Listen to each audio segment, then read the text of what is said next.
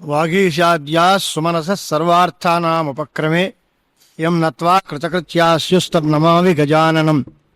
యశివో నామరూపాభ్యాం yeah దేవీ సర్వమంగళ తయో సంస్మరణాత్ పుంసాం సర్వతో జయమంగళం. సదాశివసమారంభాం శంకరాచార్యమధ్యమాం అస్మదాచార్యపర్యంతాం వందే గురుపరంపరాం.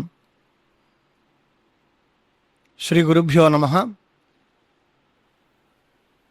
సాక్షాత్తుగా విషయంలోకే వెళ్ళిపోతున్నాం కనుక నిన్నటి పుస్తకాలు, ఇప్పుడు దీనిలో ఉన్న ఇబ్బంది ఏంటి అంటే ఈ పుస్తకాలు మీ దగ్గర ఎవరి దగ్గర లేవు.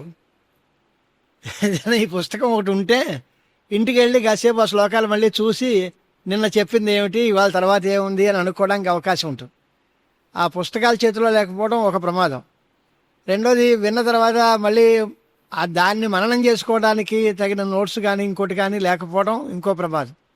చేత మనం అనుకోవడం ఏంటంటే అది ఎప్పటి నుంచైనా ప్రవచనాలు పెడితే ఆ ప్రవచనం చేసే పుస్తకానికి జెరాక్స్ కాపీలైనా తీసి అందరి చేతిలోనూ తలోటి పెట్టుకుంటే దీనివల్ల కొంత మన ఉపయోగం ఉంటుంది. లేకపోతే ఇదంతా గాలిగిపోతుంది. నిన్న ఏం చెప్పాం అది మళ్ళీ ఇంటికి వెళ్ళి చూసుకోవడానికి చేతిలో పుస్తకాలు లేవు. ఉన్న పుస్తకాలని ప్రవచనం చేసుకోవడం ఒక పద్ధతి.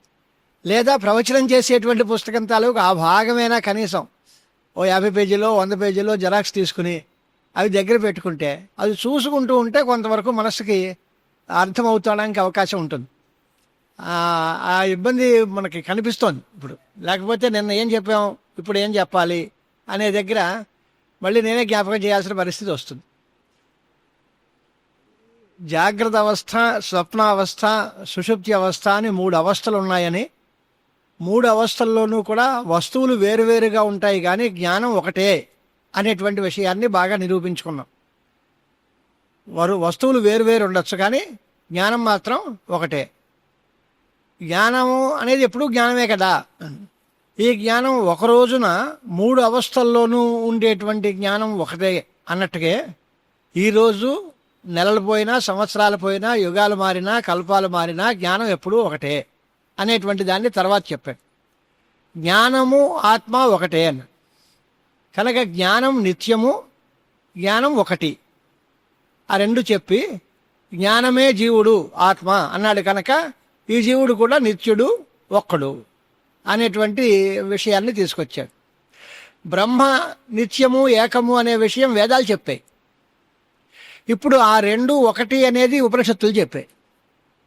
కనుక జీవుడు బ్రహ్మము రెండూ కూడా నిత్యమైనవి, ఒకటే, ఆ రెండిటికి తేడా లేదు. అవి ఎప్పుడూ ఆనందంగానే ఉంటాయి. వాటి స్వరూపం ఏమిటి అంటే సచ్చిదానంద స్వరూపం. సత్ చిత్ ఆనందం. దానికోసం తంటాలు పడుతున్నాడు. పరమేశ్వరుడు సచ్చిత్ స్వరూపుడు అనడానికి ఆ సత్స్వరూపాన్ని చూపించడం కోసమే ఈ వివేక పంచకం అంతా ఆరంభించాము అని మనం అనుకున్నాం. ఇది సత్యము అనే మాట ఎలా చెప్తారు? నిత్యం గనక. నిత్యం అని ఎవరు చెప్పారు అని అంటే వస్తువులు మారుతూ ఉన్నా జ్ఞానం మారటం లేదు. జ్ఞానం ఒకలాగే ఉంది. రోజులు మారుతూ ఉన్నా, కాలం మారుతూ ఉన్నా జ్ఞానం మారటం లేదు. జ్ఞానం ఒకలాగే ఉంది. ఇక జీవుడు ఆనందరూపుడు అని ఎలా చెప్తాం మనం? లోకంలో జీవుడికి దుఃఖాలు ఉన్నాయి, సుఖాలు ఉన్నాయి.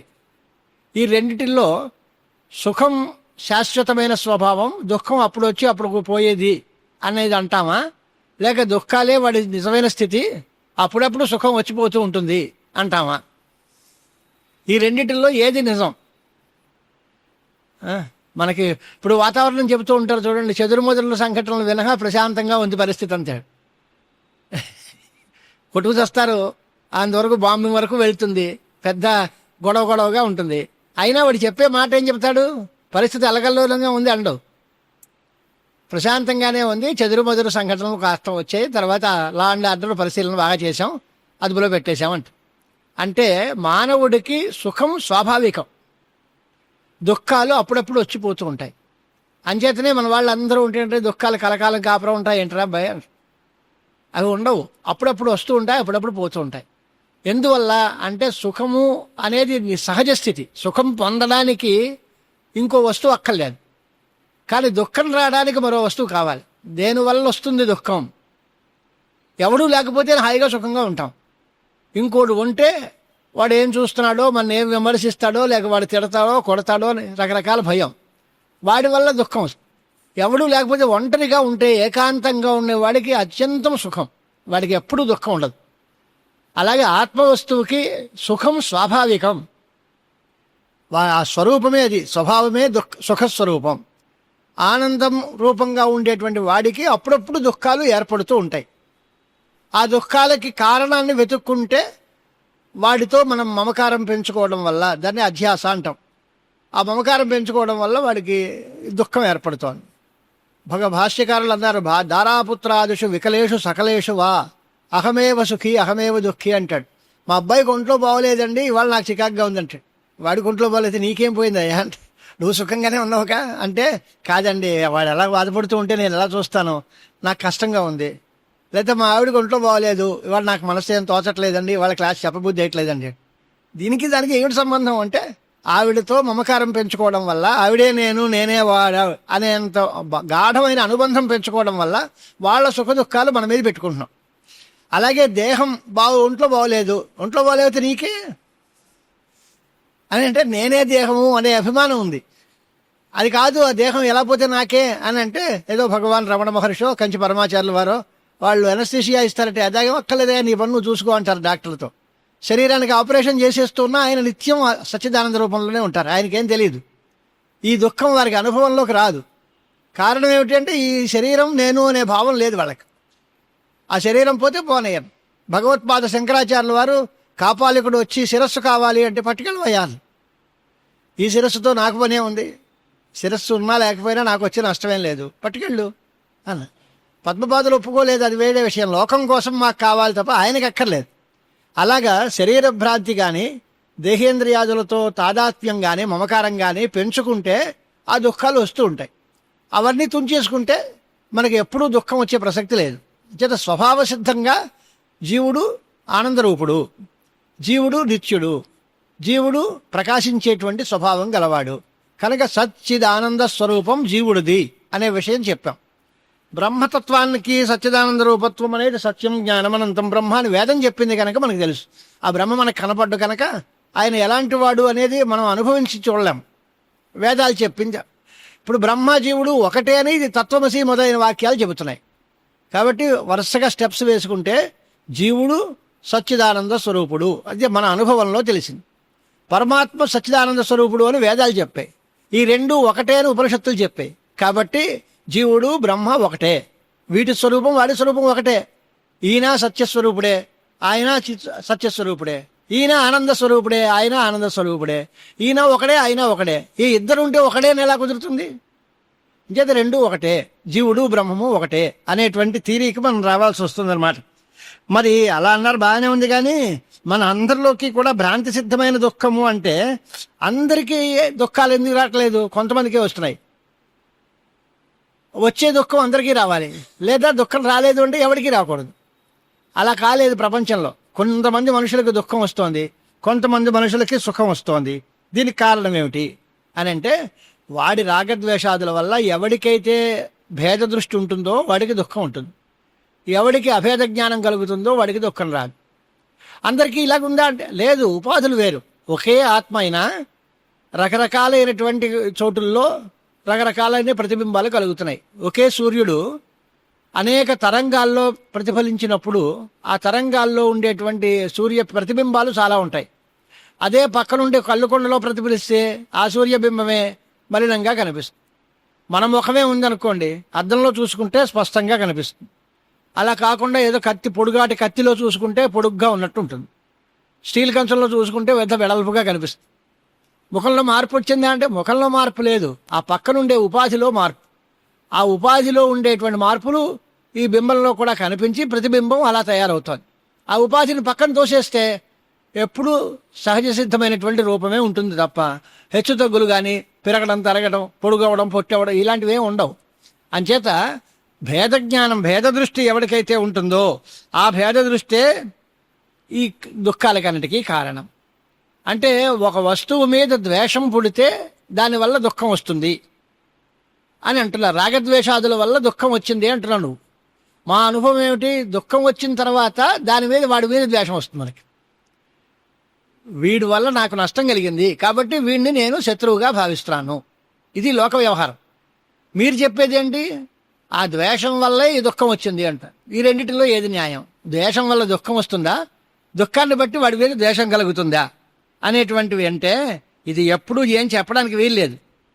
ఎందువల్లంటే ఈ వస్తువు దుఃఖాన్నే ఇస్తుంది లేదా ఈ వస్తువు సుఖాన్నే ఇస్తుంది అని ఖచ్చితంగా చెప్పలేం. ఒక్కొక్కప్పుడు ఒకే వస్తువు ఓసారి దుఃఖాన్ని ఇవ్వచ్చు, మరోసారి సుఖాన్ని ఇవ్వచ్చు. వీడికి దుఃఖాన్ని ఇస్తే ఇంకొకటికి సుఖాన్ని ఇవ్వచ్చు. ఈ కాలంలో దుఃఖాన్ని ఇస్తే మరో కాలంలో సుఖాన్ని ఇవ్వచ్చు. ఇది సంసారం అనాది కనుక ఈ సుఖ దుఃఖాలు ఎలా వస్తాయి, ఎవడికి ఎప్పుడు ఏది దుఃఖం అవుతుంది, ఎవడికి ఏది ఎప్పుడు దుఃఖం లేకుండా పోతుంది అనేది మనం నిర్వచించి చెప్పలేం. వాళ్ళ వాళ్ళ పరిస్థితులను బట్టి వాళ్ళ ద్వేషం అనేటువంటిది అప్పుడప్పుడు పుడుతూ ఉంటుంది. అంచేత అలాంటి పదార్థం దుఃఖరూపం లేనే లేదు. అన్ని పదార్థాలు సుఖరూపమే. ఇంకా విచిత్రం ఏంటంటే అన్ని పదార్థాలు ఇతర పదార్థాల వల్ల దుఃఖం వస్తుంది అంటాం. ఇతర పదార్థాలు ఉన్నాయా? వేదాంత సిద్ధాంతంలో బ్రహ్మ తప్ప వేరే పదార్థమే లేదు అంటున్నారు కదా మీరు. మరి ఇంకే పదార్థం వల్ల దుఃఖం వచ్చింది? బ్రహ్మ అనేది ఆనంద రూపం అన్నారు. బాబు మన ఇంట్లో ఉన్నవాడు ఒకడే, ఆయన చాలా మంచివాడు, ఎటువంటి దోషము లేదు. కానీ ఇంట్లో బంగారు గిన్నె ఖాళీ అయిపోయింది. ఇప్పుడు ఏం చేయాలి? ఎవరు పట్టుకెళ్ళిపోయారు? ఈ ఉన్నవాడు పట్టుకెళ్ళడు, ఇంకోటి రాలేదు, ఇంకోటి లేనే లేదు. ఏమయ్యింది అంటే ఏం సమాధానం చెప్పాలి మనం? అంటే ఆ లోపం ఏదో మనలోనే ఉంది. ఆ ఉన్నవాడు ఆయన ఏం చేయడు, ఇంకోళ్ళు ఎవరు రాలేదు అని అంటే ఏం చేయాలి? మనమే దాన్ని ఎక్కడో పెట్టాము అనుకోవడమో లేకపోయింది అనుకోవడమో ఏదో ఒకటి భ్రాంతే, అంతే తప్ప నిజం కాదు. అలాగే పరమాత్మ ఒక్కటే నిజము అని అంటే ఆ పరమాత్మ ఆనందరూపుడు అన్నప్పుడు దుఃఖానికి ప్రసక్తే లేదు. కాదండి ఈ దుఃఖం దానివల్ల వచ్చింది, అది ఉంటే కదా దుఃఖం వచ్చేది. ఆ వస్తువే లేదు, దుఃఖం రాలేదు. అంటే ఆ వస్తువు కల్పితం, అప్పుడు దుఃఖం కూడా కల్పితమే. ఆ వస్తువుని మనం కల్పించుకున్నాం, ఆ వస్తువు వల్ల దుఃఖం వచ్చింది. ఆ వస్తువు లేదు అని తెలిస్తే ఆ దుఃఖం పోతుంది. అంచేత నేను ఒక్కడిని అనుకునే నిశ్చయం కలిగిన వాడికి దుఃఖం ఎప్పుడూ రానే రాదు. అద్వైత ఆత్మనిశ్చయం నిరంతరం నిత్యమైన సుఖానికి కారణం. మన వాళ్ళు ఏదో చెప్తారు, వారి ఆత్మకి శాంతి కలగాలి అని. నీకు వెర్రి కోల ఆత్మకి శాంతి రావడం ఏమిట్రా? వేదం చెప్పింది శాంతి సమృద్ధం అమృతం అని. అది శాంతి సమృద్ధం, పరమాత్మ స్వరూపం, సముద్రం అంత శాంతి స్వరూపం ఆత్మకి. దానికి నువ్వు శాంతి రామ్మని కోరడం ఏంటి? నువ్వు అశాంతి కల్పించకుండా ఉంటే చాలు. మనం ఏమీ దాన్ని ఇబ్బంది పెట్టకుండా ఉంటే ఆత్మ ఎప్పుడూ శాంతంగానే ఉంటుంది. ఆత్మకి శాంతి కలగక్కల. మరి ఇంకేం చేయాలి అంటే ఈ రాకపోకల్లో ఉత్తమ గతులు కలగాలి అన్నారు. వాడికి మంచి జన్మ రావాలి, వాడి బుద్ధి సక్రమంగా నడవాలి, వాడు కూడా ధార్మిక చింతన కలిగే ఉండాలి, ఇలా కోరచ్చు. అంతేగాని వాడేదో అశాంతి ఉన్నట్టు ఆ అశాంతిని పోగొట్టి వాడికి శాంతి కలగాలని మనం ఏదో పెద్ద కోరేసుకుంటారు. నువ్వెవడు కోరుకోవడానికి? నువ్వు కోరుకుంటే వాడికి శాంతి వస్తుందా? నీకోటి శాంతి ఏడిస్తే అసలు నువ్వు ఇతరుడికి శాంతి కోరచ్చు. నువ్వే అనేక దుఃఖాల్లో అనేక చిక్కుల్లో కూర్చుని వాడికి శాంతి కలగాలని నువ్వు కోరడం ఏంటి? ముందు తన కోసం తన ప్రయత్నం చేయాలి, చేస్తే ఇతరుల కోసం తర్వాత చేద్దాం. స్వయం తీర్ణ పరాంస్తారయతి. తను బాగుపడి తను ఒడ్డుకెక్కి తర్వాత ఇతరుడికి చెయ్యి ఇచ్చి బయటికి రాగచ్చు. తనే మునిగిపోతూ ఇతరుడిని నేను ఒడ్డుకు చేరుస్తానండి అనుకోవడం ఎంత హాస్యాస్పదమో. అలాగే ముందు స్వయంగా తన సాధన చేయకుండా తను బయటికి రాకుండా ఈ అజ్ఞానంలో మునిగిపోతూ ఉంటే ఇతరులకి నేను ఉపదేశం చేస్తాను అనడం ఎలా కుదురుతుంది? అందుచేత దుఃఖం ఎప్పుడూ రాదు, వచ్చిందని భ్రాంతి మాత్రమే. అంటే ఒకటే మాట చెప్పాలి అంటే ఇంత గొడవ కాకుండా ఖచ్చితంగా చెప్పాలి అంటే సుఖమే నిత్యము, సుఖమే స్వభావము, దుఃఖము అనేది రానే లేదు, వచ్చిందని అనుకుంటున్నారు మీరంతే. దుఃఖానికి కారణం భ్రాంతే, భ్రాంతి మూలకమైన దుఃఖం. ఆ భ్రాంతి పోవాలి అంటే నిజం తెలియాలి, నిజం తెలిస్తే భ్రాంతి పోతుంది. కనుకనే జ్ఞానాదేవత మోక్ష అన్నాం. జ్ఞానం వల్లే మోక్షం. ఎందువల్ల? దుఃఖం అనేది వాడి భ్రాంతి వల్ల వచ్చింది. మందులతో తగ్గుతుందా అంటే మందులతో ఉన్న రోగం తగ్గచ్చు, వాడి భ్రాంతి ఎలా పోతుంది? ఆ భ్రాంతి పోవాలి అంటే నిజమైన జ్ఞానం కలగాలి. జ్ఞానం కలిగితేనే భ్రాంతి పోతుంది. దుఃఖాలన్నీ భ్రాంతి మూలకాలే తప్ప స్వభావాలు కాదు. నిజంగా ఉన్నవైతే అవి పోగొట్టడం వీలు పడదు. అంచేత దుఃఖం శాశ్వతమే అయితే అది ఎప్పటికీ పోదు. అలా ఒప్పుకోవట్లేదు. దుఃఖాలు కలకాలం ఉండవు, పోతాయి. ఎలా పోతాయి అంటే ఆ భ్రాంతి పోతే పోతాయి. ఆ భ్రాంతి పోవడం ఎలాగా అంటే జ్ఞానం కలిగితే. అందుచేత ఆత్మజ్ఞానమే అన్ని మందుల కంటే గొప్ప మందు అదే. ఈ మందు ఉంటే ఇంకా అన్ని వైద్యాలు, అది హోమియోపతి కావచ్చు, అల్లోపతి కావచ్చు, ఆయుర్వేదిక్ కావచ్చు, ఏదైనా అన్నిటికంటే గొప్ప మందు ఏది అంటే ఆత్మజ్ఞానం. ఈ ఆత్మజ్ఞానం ఉన్నవాడికి ఎటువంటి దుఃఖాలు లేవు, ఎటువంటి రోగాలు లేవు అనేటువంటి పరిస్థితి చెప్పి, అయితే ఆత్మయందు ప్రేమ అన్నాడు. ఇంతవరకు చెప్పిన మాట. ఆత్మ చాలా ఆనందమయం గనక దాని యందు అందరికీ ప్రీతి ఉంటుంది. ఈ ఆత్మయందుండే ప్రీతి అన్నిటికంటే గొప్పది అని చెప్పారు మీరు. ఇతర వస్తువులన్నిటి మీద కూడా కొంత కొంత ప్రీతి ఉంటుంది, కానీ అందరి మీద ఉండే ప్రేమ కంటే నాకు నా మీద ఉండే ఎక్కువ ప్రేమ. చాలామంది అందరూ మీకు ఇదిగో ఏమంటే సభలో కూర్చున్న వాళ్ళలో మీకు అందరికంటే ఎవరు ఇష్టమో చెప్పండి అన్నాడు అనుకోండి, ఏం ఆన్సర్ చెప్పాలి?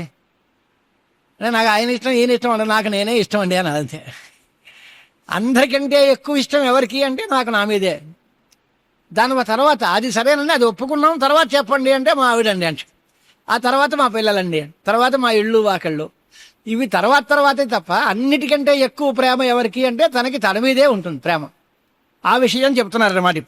ఆత్మ సర్వాధికమైనటువంటి ప్రీతిపాత్రము అనే విషయం ఎందుకంటే అంటే తత్ప్రేమ ఆత్మార్థం అన్యత్ర నైవం అన్యార్థం ఆత్మని. ఇది విద్యారణ్యుల వారి మాట.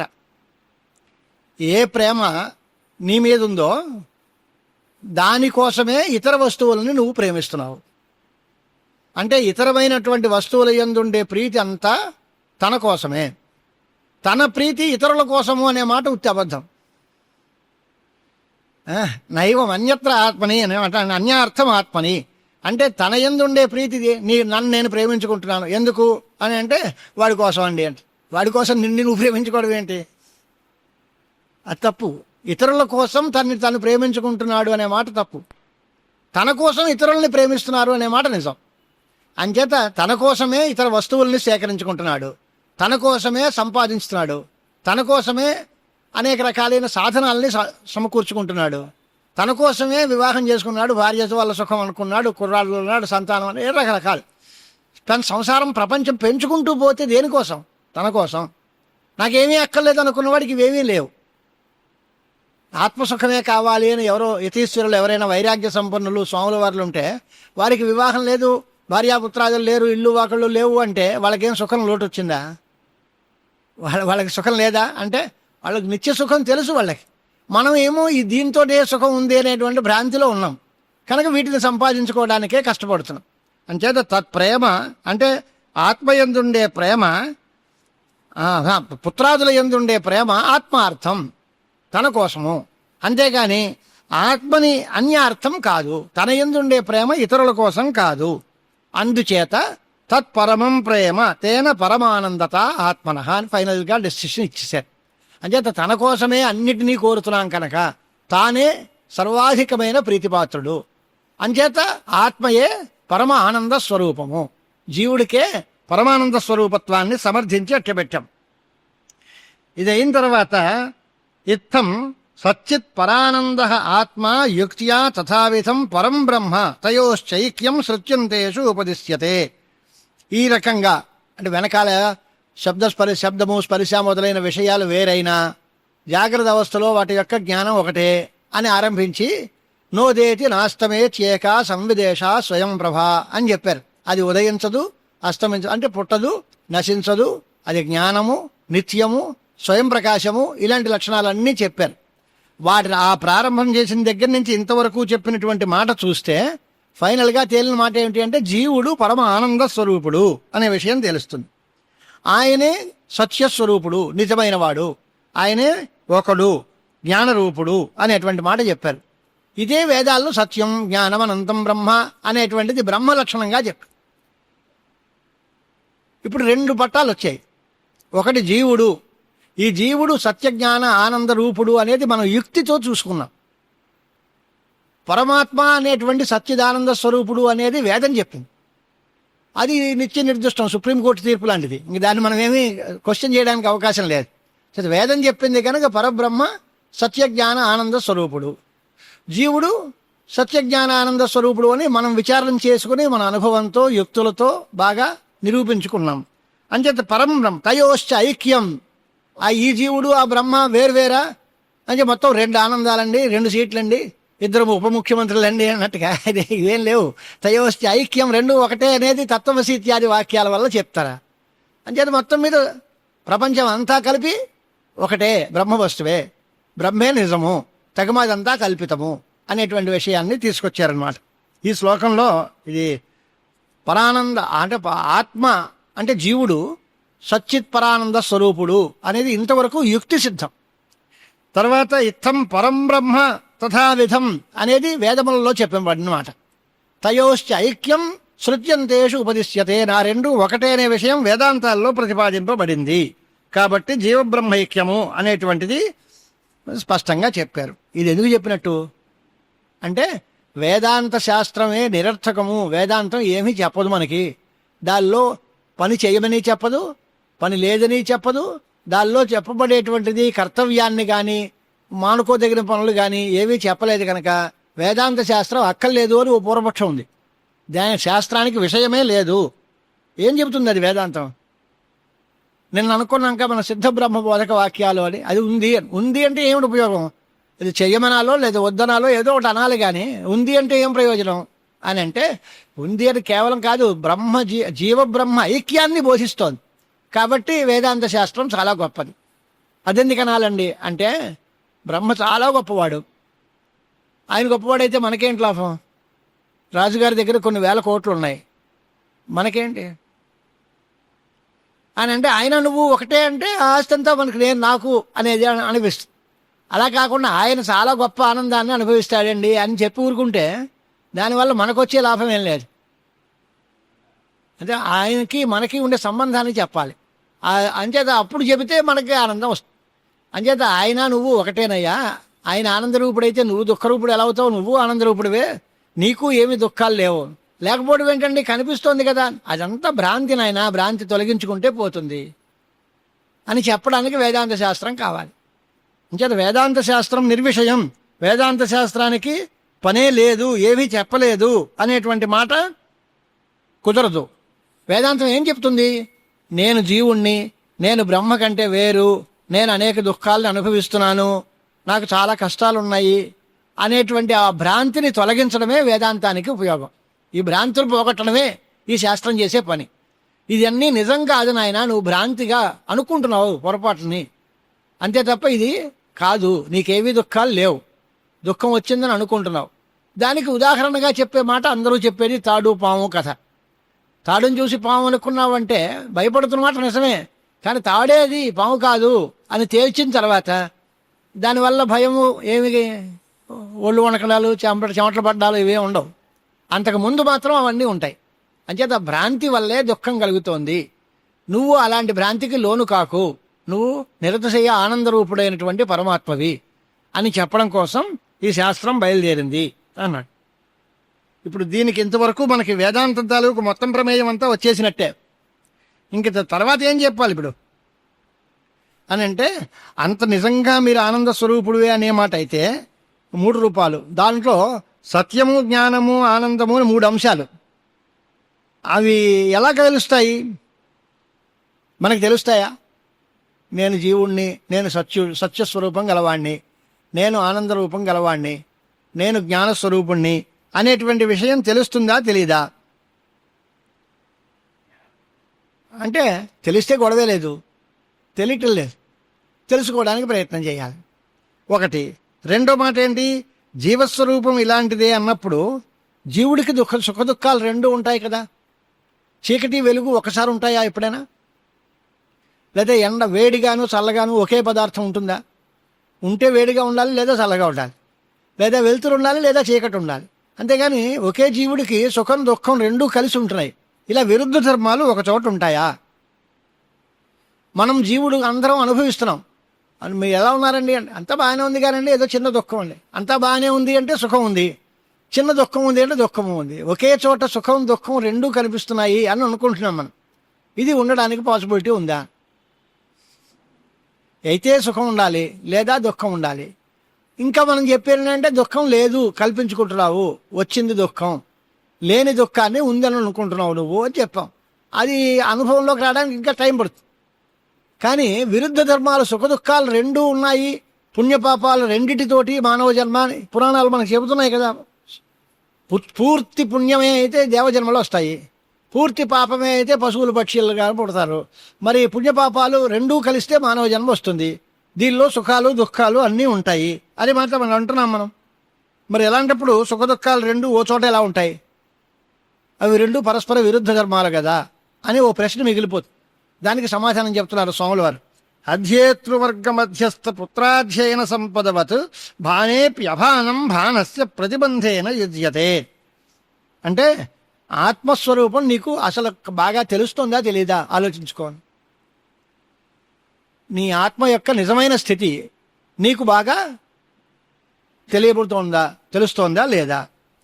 అంటే ఒక పదార్థానికి రెండు విరుద్ధ ధర్మాలు ఉంటాయా ఉండవా అని కదా నువ్వు అడిగావు. దానికోసమే ఆలోచిస్తున్నాం. దీని అభిప్రాయం ఏమిటి? విరుద్ధ ధర్మాలు కలిగిన పదార్థాలు ఉంటాయా ఉండవా అని అంటే, అలాంటివి మామూలు లోక వ్యవహారంలో నువ్వు ఎండ వేడి, ఎండ లేదా చీకటి వెలుగు, ఎండ నీడ ఇలాంటివి చెప్పావు. అవి ఉండవు ఓ చోట. ఒకటి ఉంటే రెండోది పోతుంది.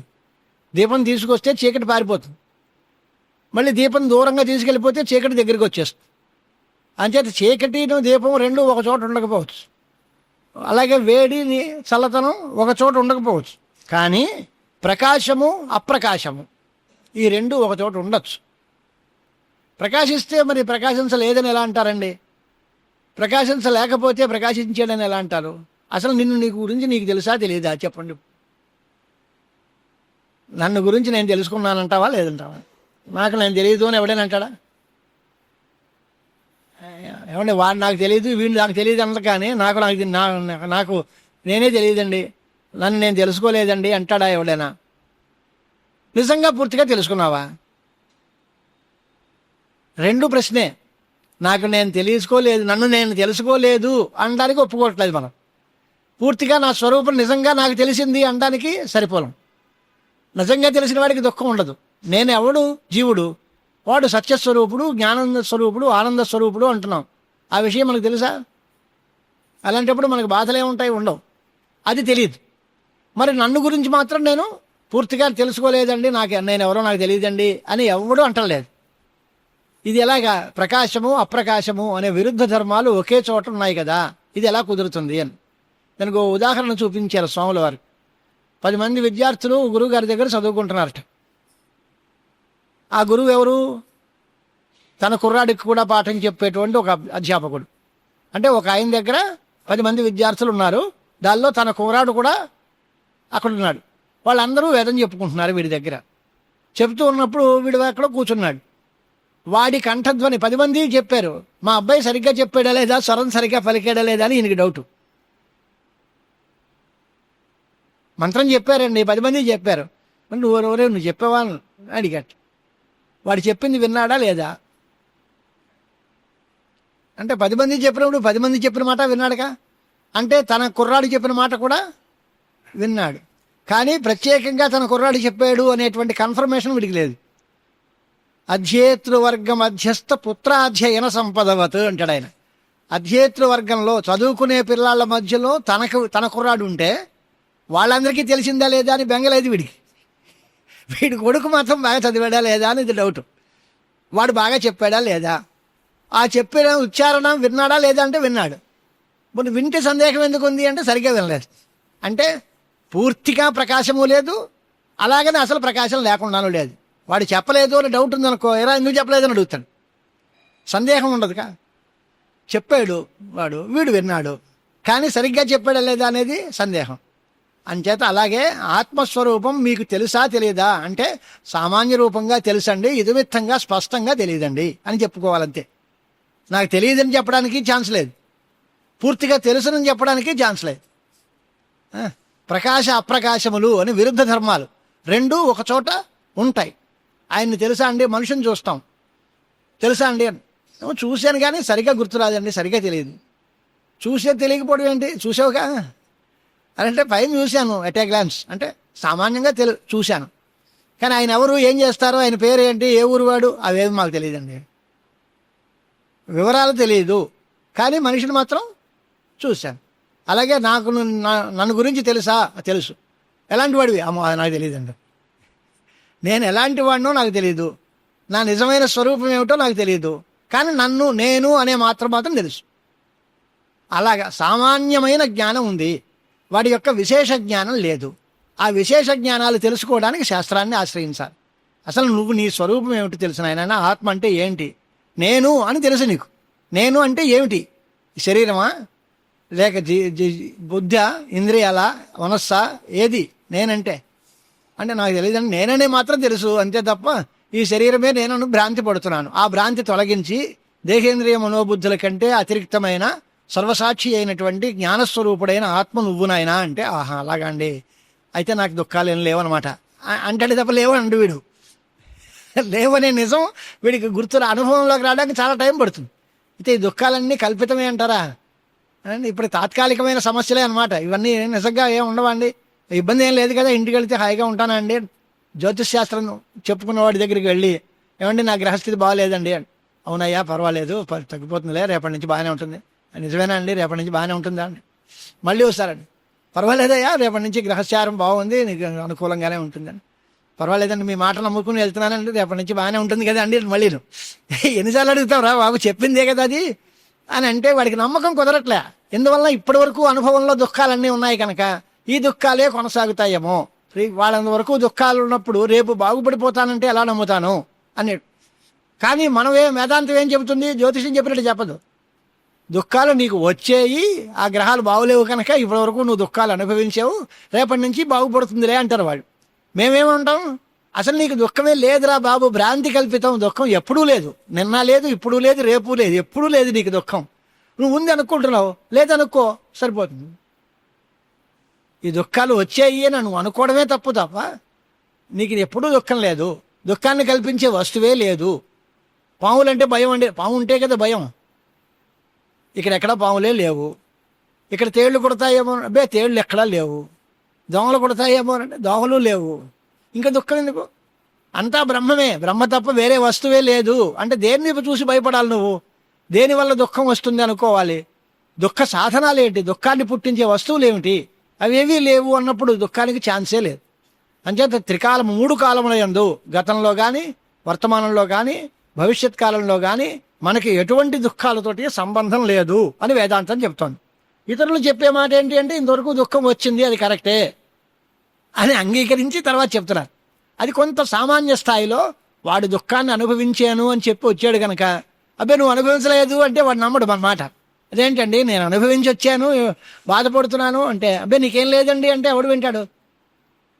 అంచేత సామాన్య స్థాయిలో ముందు ఆ శాస్త్రాలన్నీ వాడికి చెప్పి, పరమార్థ దశలో అయితే నీకు దుఃఖమే లేదు, ఇదంతా భ్రాంతి వల్ల వచ్చింది అంటే.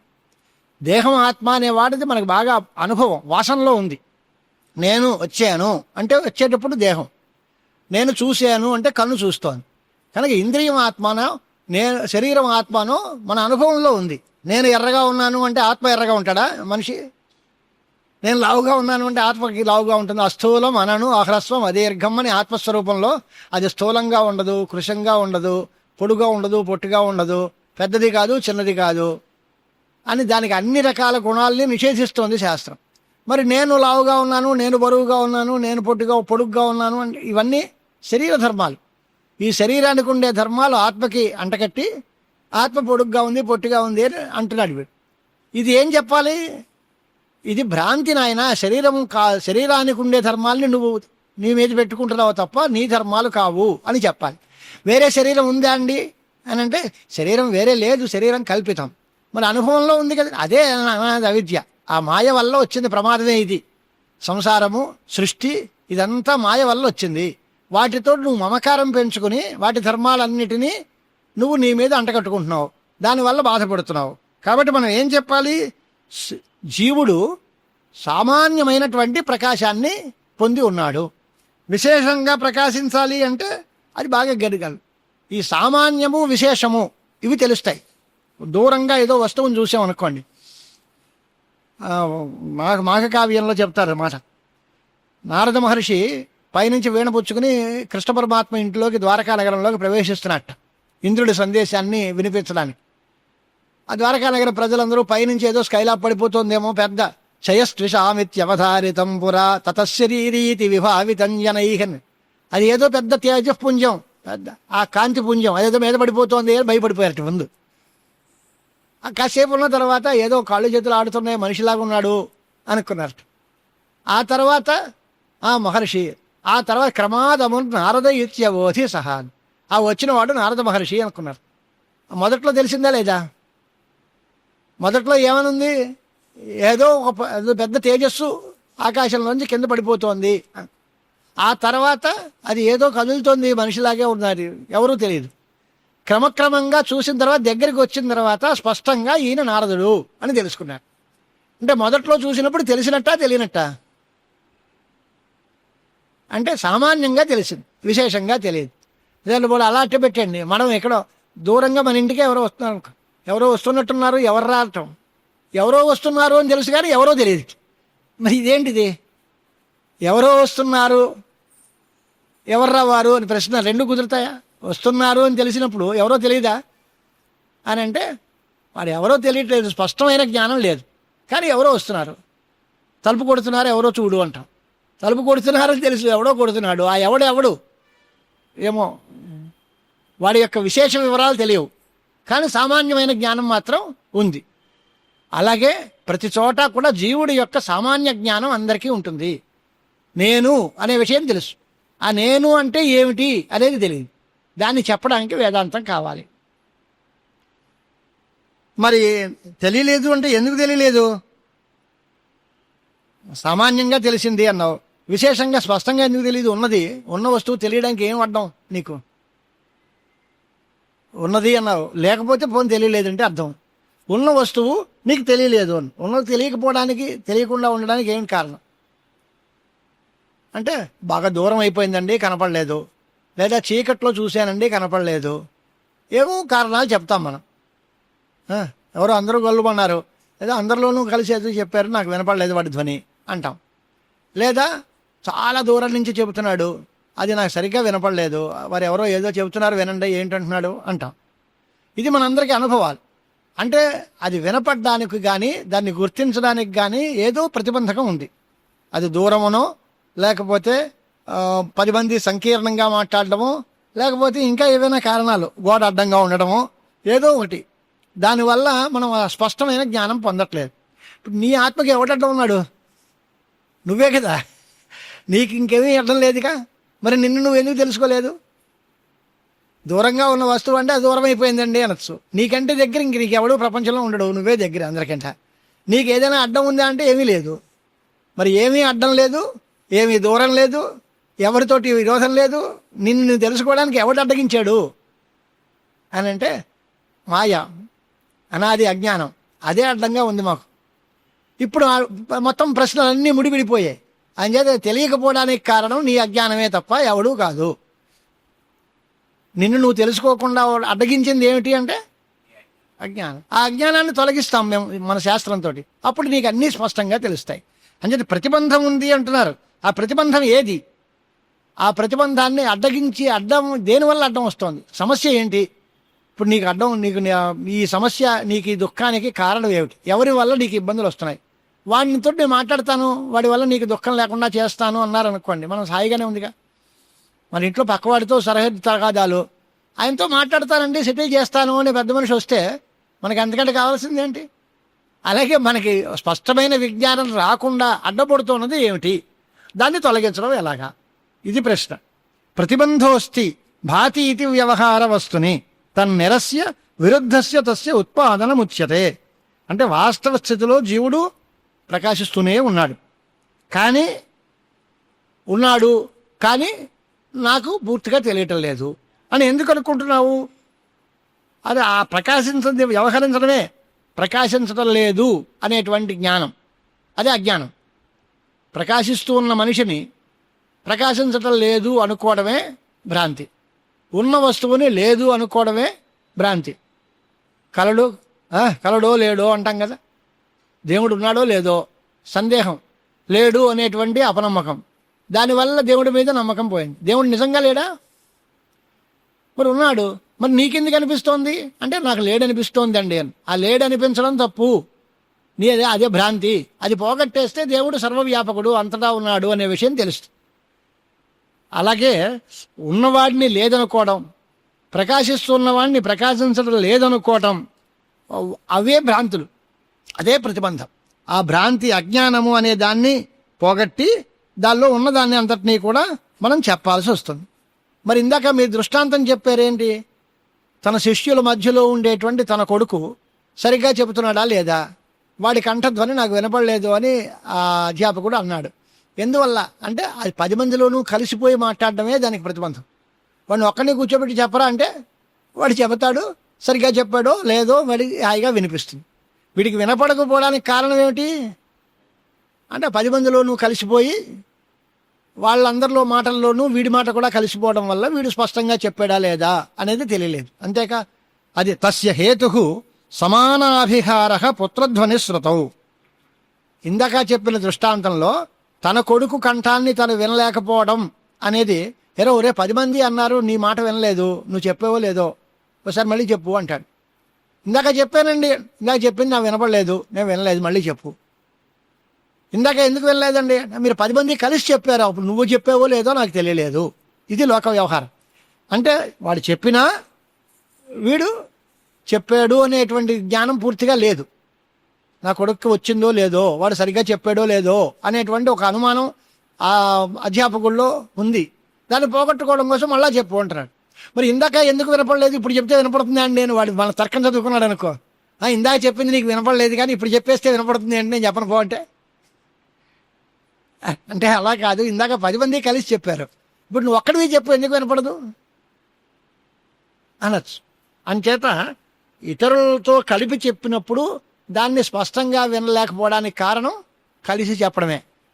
అలా ఒంటరిగా చెబితే అది తెలియకుండా ఉండదు. అలాగే ఇక్కడ కూడా మనం ఆ వస్తువుని తెలుసుకోలేకపోవడం కారణం ఏమిటి అని అంటే 10 మందిలోనూ కలిసిపోయింది.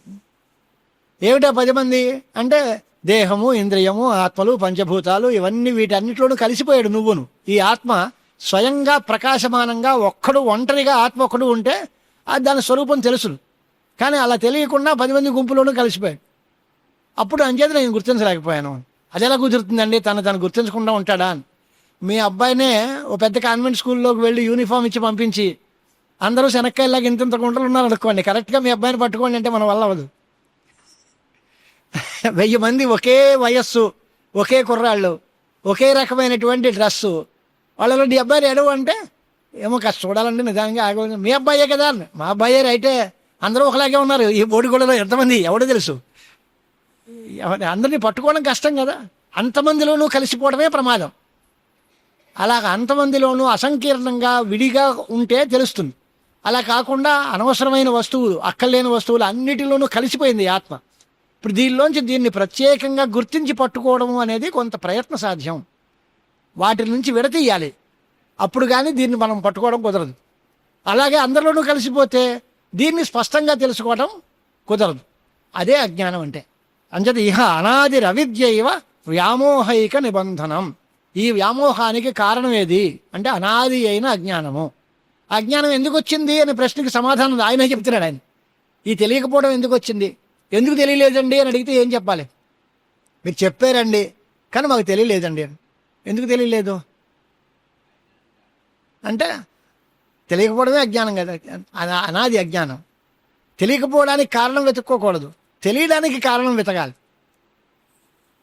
అలాగే వస్తువు మాయ ఎప్పటి నుంచి ఉంది, ఎప్పటి నుంచి అంటే అనాది. మాయ ఎందుకు వచ్చిందండి అని అడగడానికి మనం సరిపోం. ఆ మాయలోంచి బయటపడడం ఎప్పుడు, తెలుసుకోవడం ఎప్పుడు అనేది ప్రశ్న చేయొచ్చు. కానీ తెలియకపోవడం పుట్టిన దగ్గర నుంచి తెలియదండి అంతే. ఎప్పటి నుంచి తెలిసింది అంటే నిన్నటి నుంచి తెలిసిందండి అనొచ్చు. తెలియడానికి ఒక అవధి ఉంది కానీ తెలియకపోవడానికి అవధి లేదు. అంటే అజ్ఞానము అనాది. జ్ఞానము అనేది అప్పుడు చదువుకుంటే, గురువులు చెబితే, ఉపదేశం వస్తే అప్పుడు వస్తుంది. జ్ఞానం మాత్రం పుడుతుంది, అజ్ఞానం అనాది అంట. జ్ఞానం పుడుతుందా అంటే పుట్టింది కాదు, ఆ అజ్ఞానం తొలగింది. అంటే జ్ఞానం పుట్టింది అంటే మొడిపోతుంది అనాలి. జ్ఞానం నిత్యము అంటున్నాక మనం పుట్టే వస్తువు పోతుంది. జ్ఞానం పుట్టింది, జ్ఞానం పుట్టలేదండి, దాన్ని ఆవరించిన అజ్ఞానం తొలగింది. ఇది వేదాంతంలో నిర్ణయం. అంచేత నాకు ఈ విషయం ఇప్పుడు తెలిసింది అంటే ఇంతకు ముందు తెలియకుండా ఉండడానికి కలిగినటువంటి ప్రతిబంధాలు ఇవాళ తొలగిపోయాయి. నిన్ను ఎప్పుడూ తెలుసుకునే ఉన్నావు, అది ఎప్పుడూ ప్రకాశించేదే. నివురు కప్పిన నిప్పు ఉంటే ఆ పొట్టును ఊదేస్తాం మనం. ఊదేస్తే ఆ దుమ్మంతా బయటకు పోతుంది, అప్పుడు జ్వాల బయటకు వస్తుంది. ఈ జ్వాల మనం పుట్టించామా అంటే జ్వాలను మనం పుట్టించలేదు, జ్వాల అక్కడే ఉంది. ఆ జ్వాలని అడ్డగించి పైన అంతా దుమ్ము కొట్టుకుపోయి ఉంటే ఆ పైన దుమ్ముని తొలగించాం. దుమ్మని తొలగిస్తే దానంతా అదే మంట మండింది. అంతేగాని ఇవాళ మనం మంటను మండించాము అనే ఆ మాట అబద్ధం. ఆ మంట ఎప్పుడూ అక్కడే ఉంది, కానీ దాన్ని నివురు కప్పిపోయి ఉంటే ఆ పైన ఉండేటువంటి ఆ పొట్టును తీయడమే మన వంతు. అలాగే సహజ సిద్ధమైన జ్ఞానం స్వయం ప్రకాశంగా ఉంది, దాన్ని అడ్డగించినటువంటి అజ్ఞానం దాన్ని ఆవరించి అట్ట ఉంది. ఆ అజ్ఞానాన్ని తొలగించడమే మనం చేసే పని. అంచేత శాస్త్రం అంతా ఏం చేస్తుంది? జ్ఞానాన్ని పుట్టిస్తుంది, మోక్షాన్ని ఇస్తుంది. ఈ మాట వెర్రి మాటలు ఎక్కడ జ్ఞానం పుట్టదు, మోక్షం రాదు. మోక్షం మన దగ్గరే ఉంది, జ్ఞానం మన దగ్గరే ఉంది, మన స్వరూపమే అయ్యింది.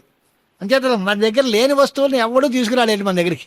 మన దగ్గర ఉన్నదే, కానీ మన దగ్గర ఉన్నట్టుగా మనం మర్చిపోయాం, గుర్తించలేకపోయాం, దాని అజ్ఞానంలో పడిపోయాం. ఆ అజ్ఞానాన్ని తొలగించడమే మనం చేసుకునేటువంటి పని.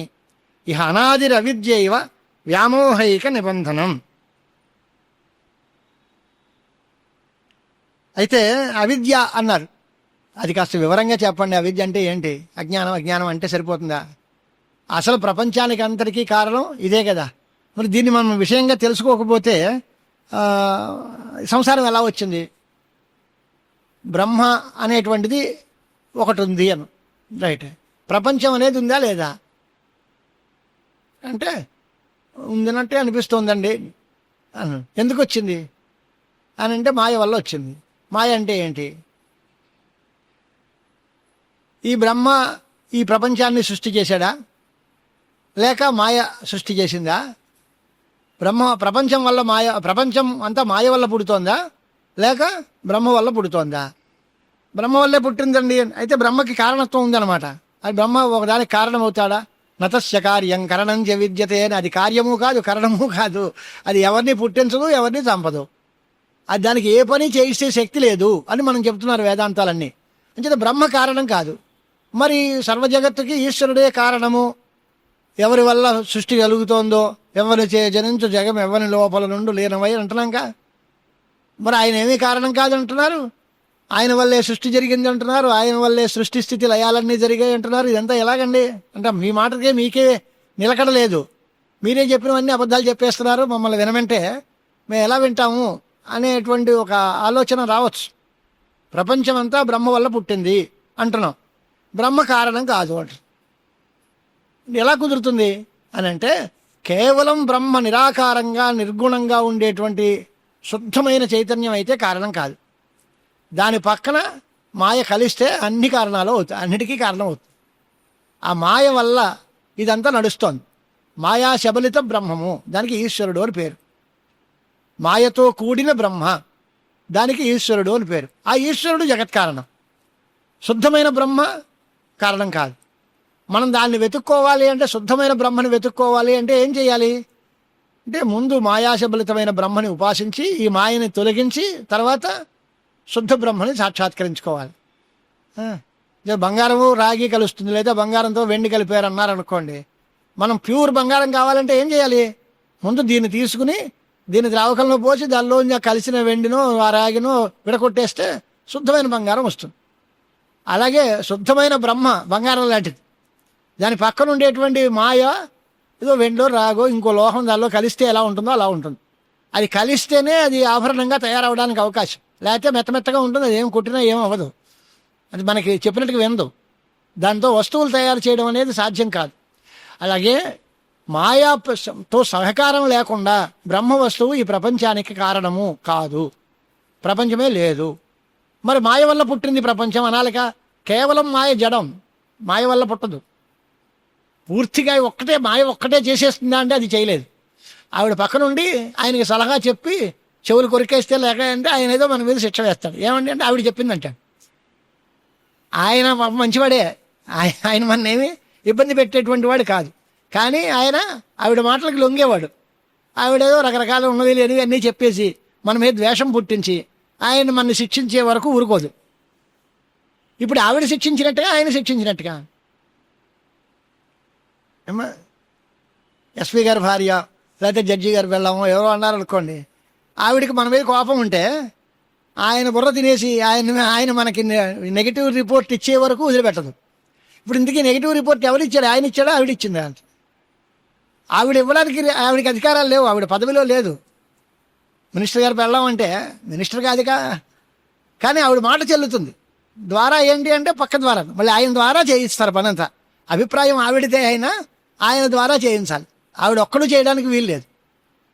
ఆయన ఆవిడ మాట తప్పకుండా వింటాడు. అలాగే మాయా బ్రహ్మ రెండు కలిసిపోవడం వల్ల ఆ మాయలో ఉండే గుణాలు బ్రహ్మకి సంక్రమించి ఈ బ్రహ్మ మనకి అనేక రకాలైనటువంటి ఇబ్బందులకు కారణమవుతుంది.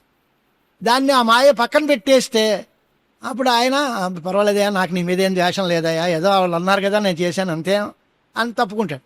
అలాగే బ్రహ్మ, శుద్ధమైన బ్రహ్మ మనకి ఇబ్బంది పెట్టదు, కానీ మాయ కలిస్తేసరికి ఇబ్బంది వస్తుంది. ఆ మాయ వల్ల ఈ ప్రపంచం అంతా పోనీ ఆ ఒక్కటే ఏమీ చేయదు. చాలామంది లోకానుభవం మనకు బాగా తెలుసు.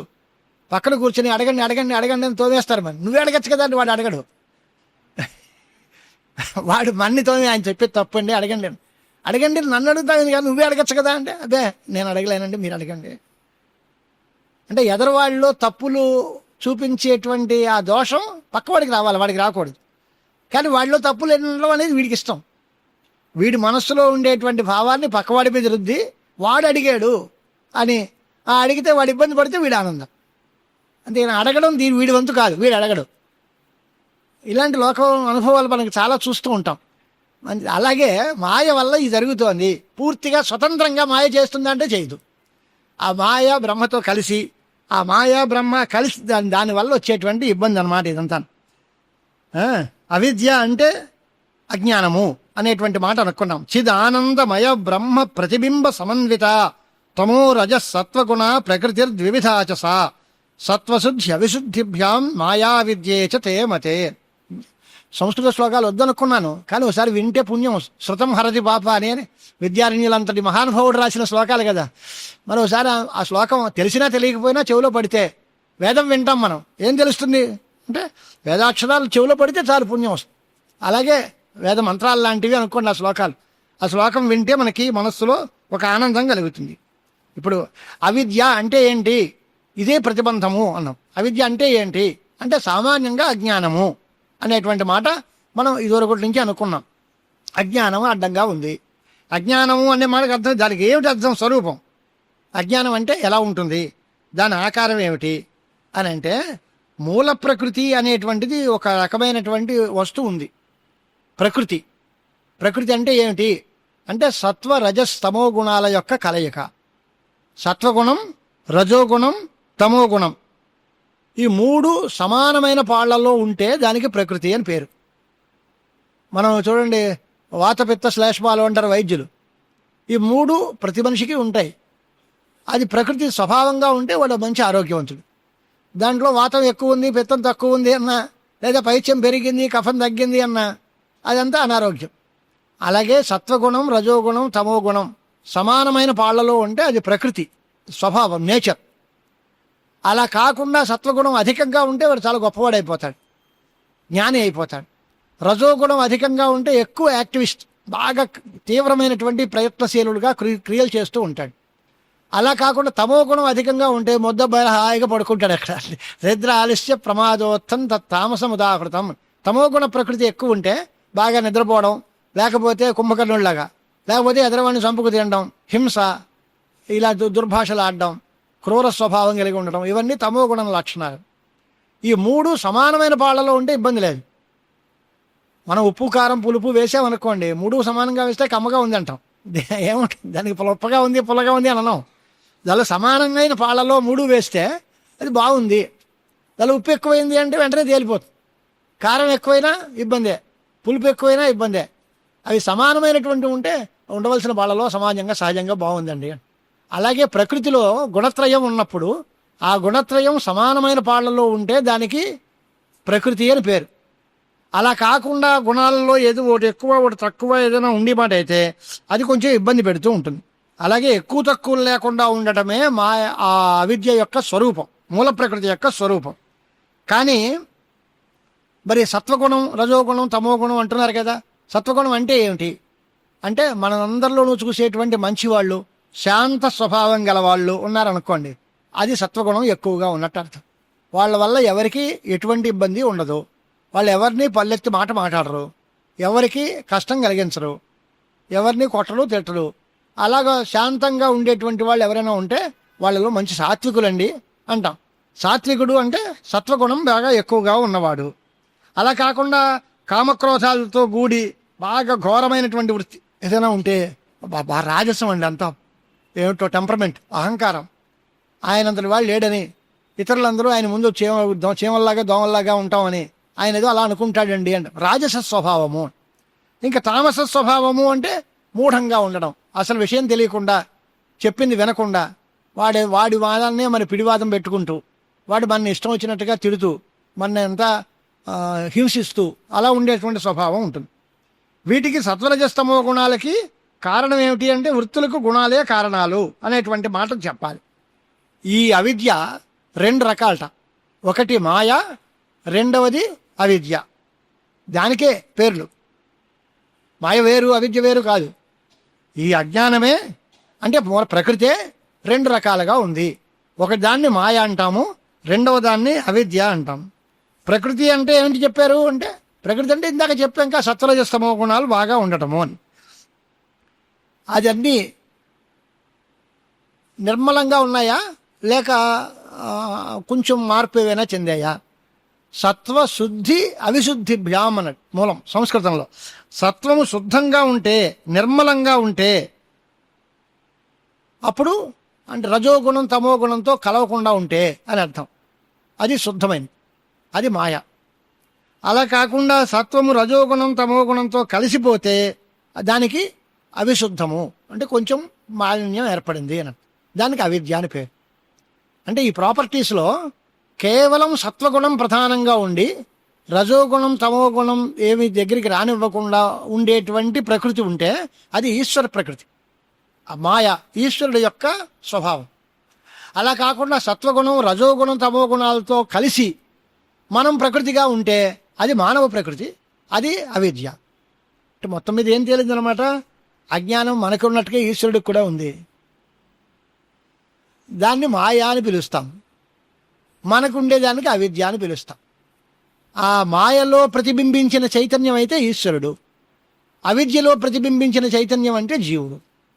జీవభావము కల్పితమే, ఈశ్వర భావము కల్పితమే, రెండూ లేవు నిజానికి. చైతన్యం ఒక్కటే నిజం. ఇదివరకు మనం అనుకున్నాం ఒకసారి, అన్నం ఒకటే నిజం, పరమాన్నం పులిహార 2 మార్పుల వల్ల వచ్చినవే. పందార పాలు పోస్తే పరమాన్నం అయింది, లేదా ఉప్పు కారం వేసి పచ్చిమిరపకాయలు అవి దట్టిస్తే పులిహార అయింది, పసుపు వేస్తే. ఇవి 2 మానేస్తే ఏమీ లేదు, అన్నం అన్నమే. అలాగే శుద్ధ చైతన్యమే, అంతే, దానిలో మార్పేం లేదు. అది ఈశ్వరుడు అవ్వాలన్నా ఏదో కలవాలి, జీవుడు అవ్వాలన్నా ఏదో కలవాలి. ఆ ఏదో కలవడం ఏమిటి, మాయతో కలిస్తే మాయా ప్రతిఫలిత చైతన్యం అయితే ఈశ్వరుడు. ఎందువల్ల దానిలో సత్వాధిక్యం ఉంటుంది, అంచేతనే ఆయన సర్వజ్ఞుడు, అన్నీ తెలిసినవాడు. ఎందువల్ల సత్వం బాగా పరిపూర్ణమైన సత్వం, దాంట్లో అంత ప్రశాంతంగా ఉంటాడు, అన్నీ తెలుసుకుని ఉంటాడు. ఎవరికి ఆయనకి తెలియని విషయమే లేదు, ఆయనకి ఎటువంటి కామక్రోధాలు లేవు, ఎటువంటి రజోగుణం తమోగుణం ఏమీ లేవు. కనుక ఆయన ఎవరికి ఏమీ హాని కల్పించడు. మరి ఎందుకు జరుగుతుంది? మన ప్రారంభం వల్ల జరుగుతుంది, ఆయన వల్ల ఏమవట్లే. ఈశ్వరుడు అంత గొప్పవాడే అయ్యుండి, అంత మహాజ్ఞాని అయ్యుండి, అందరి పట్ల సమానమైన భావం కలిగిన వాడే అయితే ఇన్ని దుఃఖాలు, ఇంతమంది ఇలా ఏడుస్తూ ఉంటే ఆయన ఎందుకు చూస్తూ కూర్చున్నాడు? ఇవన్నీ ఆయన వల్ల చేసినవి కాదా? కొంతమంది కుంటివాళ్ళు, గుడ్డివాళ్ళు, రకరకాలైన వంకర సమస్యలతోటి అంగవికలుగా తయారయ్యారంటే దీనికి కారణం ఎవరు అని అంటే ఆయన తోసేస్తున్నాం.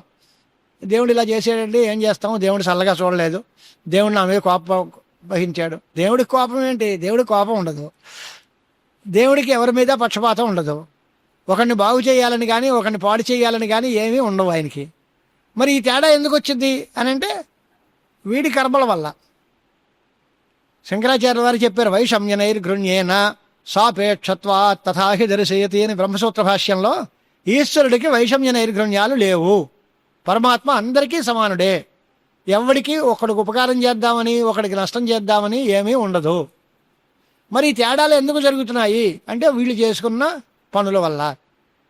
వీడు మంచి పని చేస్తే సుఖాన్ని అనుభవిస్తున్నాడు, వీడు చెడ్డ పని చేస్తే దుఃఖాన్ని అనుభవిస్తున్నాడు. ఎవడికి దుఃఖాన్ని ఇవ్వాలో ఎవడికి సుఖాన్ని ఇవ్వాలో ఆయన నిర్ణయిస్తున్నాడు అంతే. ఆ నిర్ణయం కూడా వీడు చేసుకున్న పనులను బట్టే. జడ్జి గారు ఒక అందరికీ మరణదండ వేసేస్తాడా? జడ్జి సీట్లో కూర్చున్నాడు, వీళ్ళందరికీ ఉరిశిక్ష వేసేసాను పోండి మీరందరూ చచ్చిపోండి అంటాడా?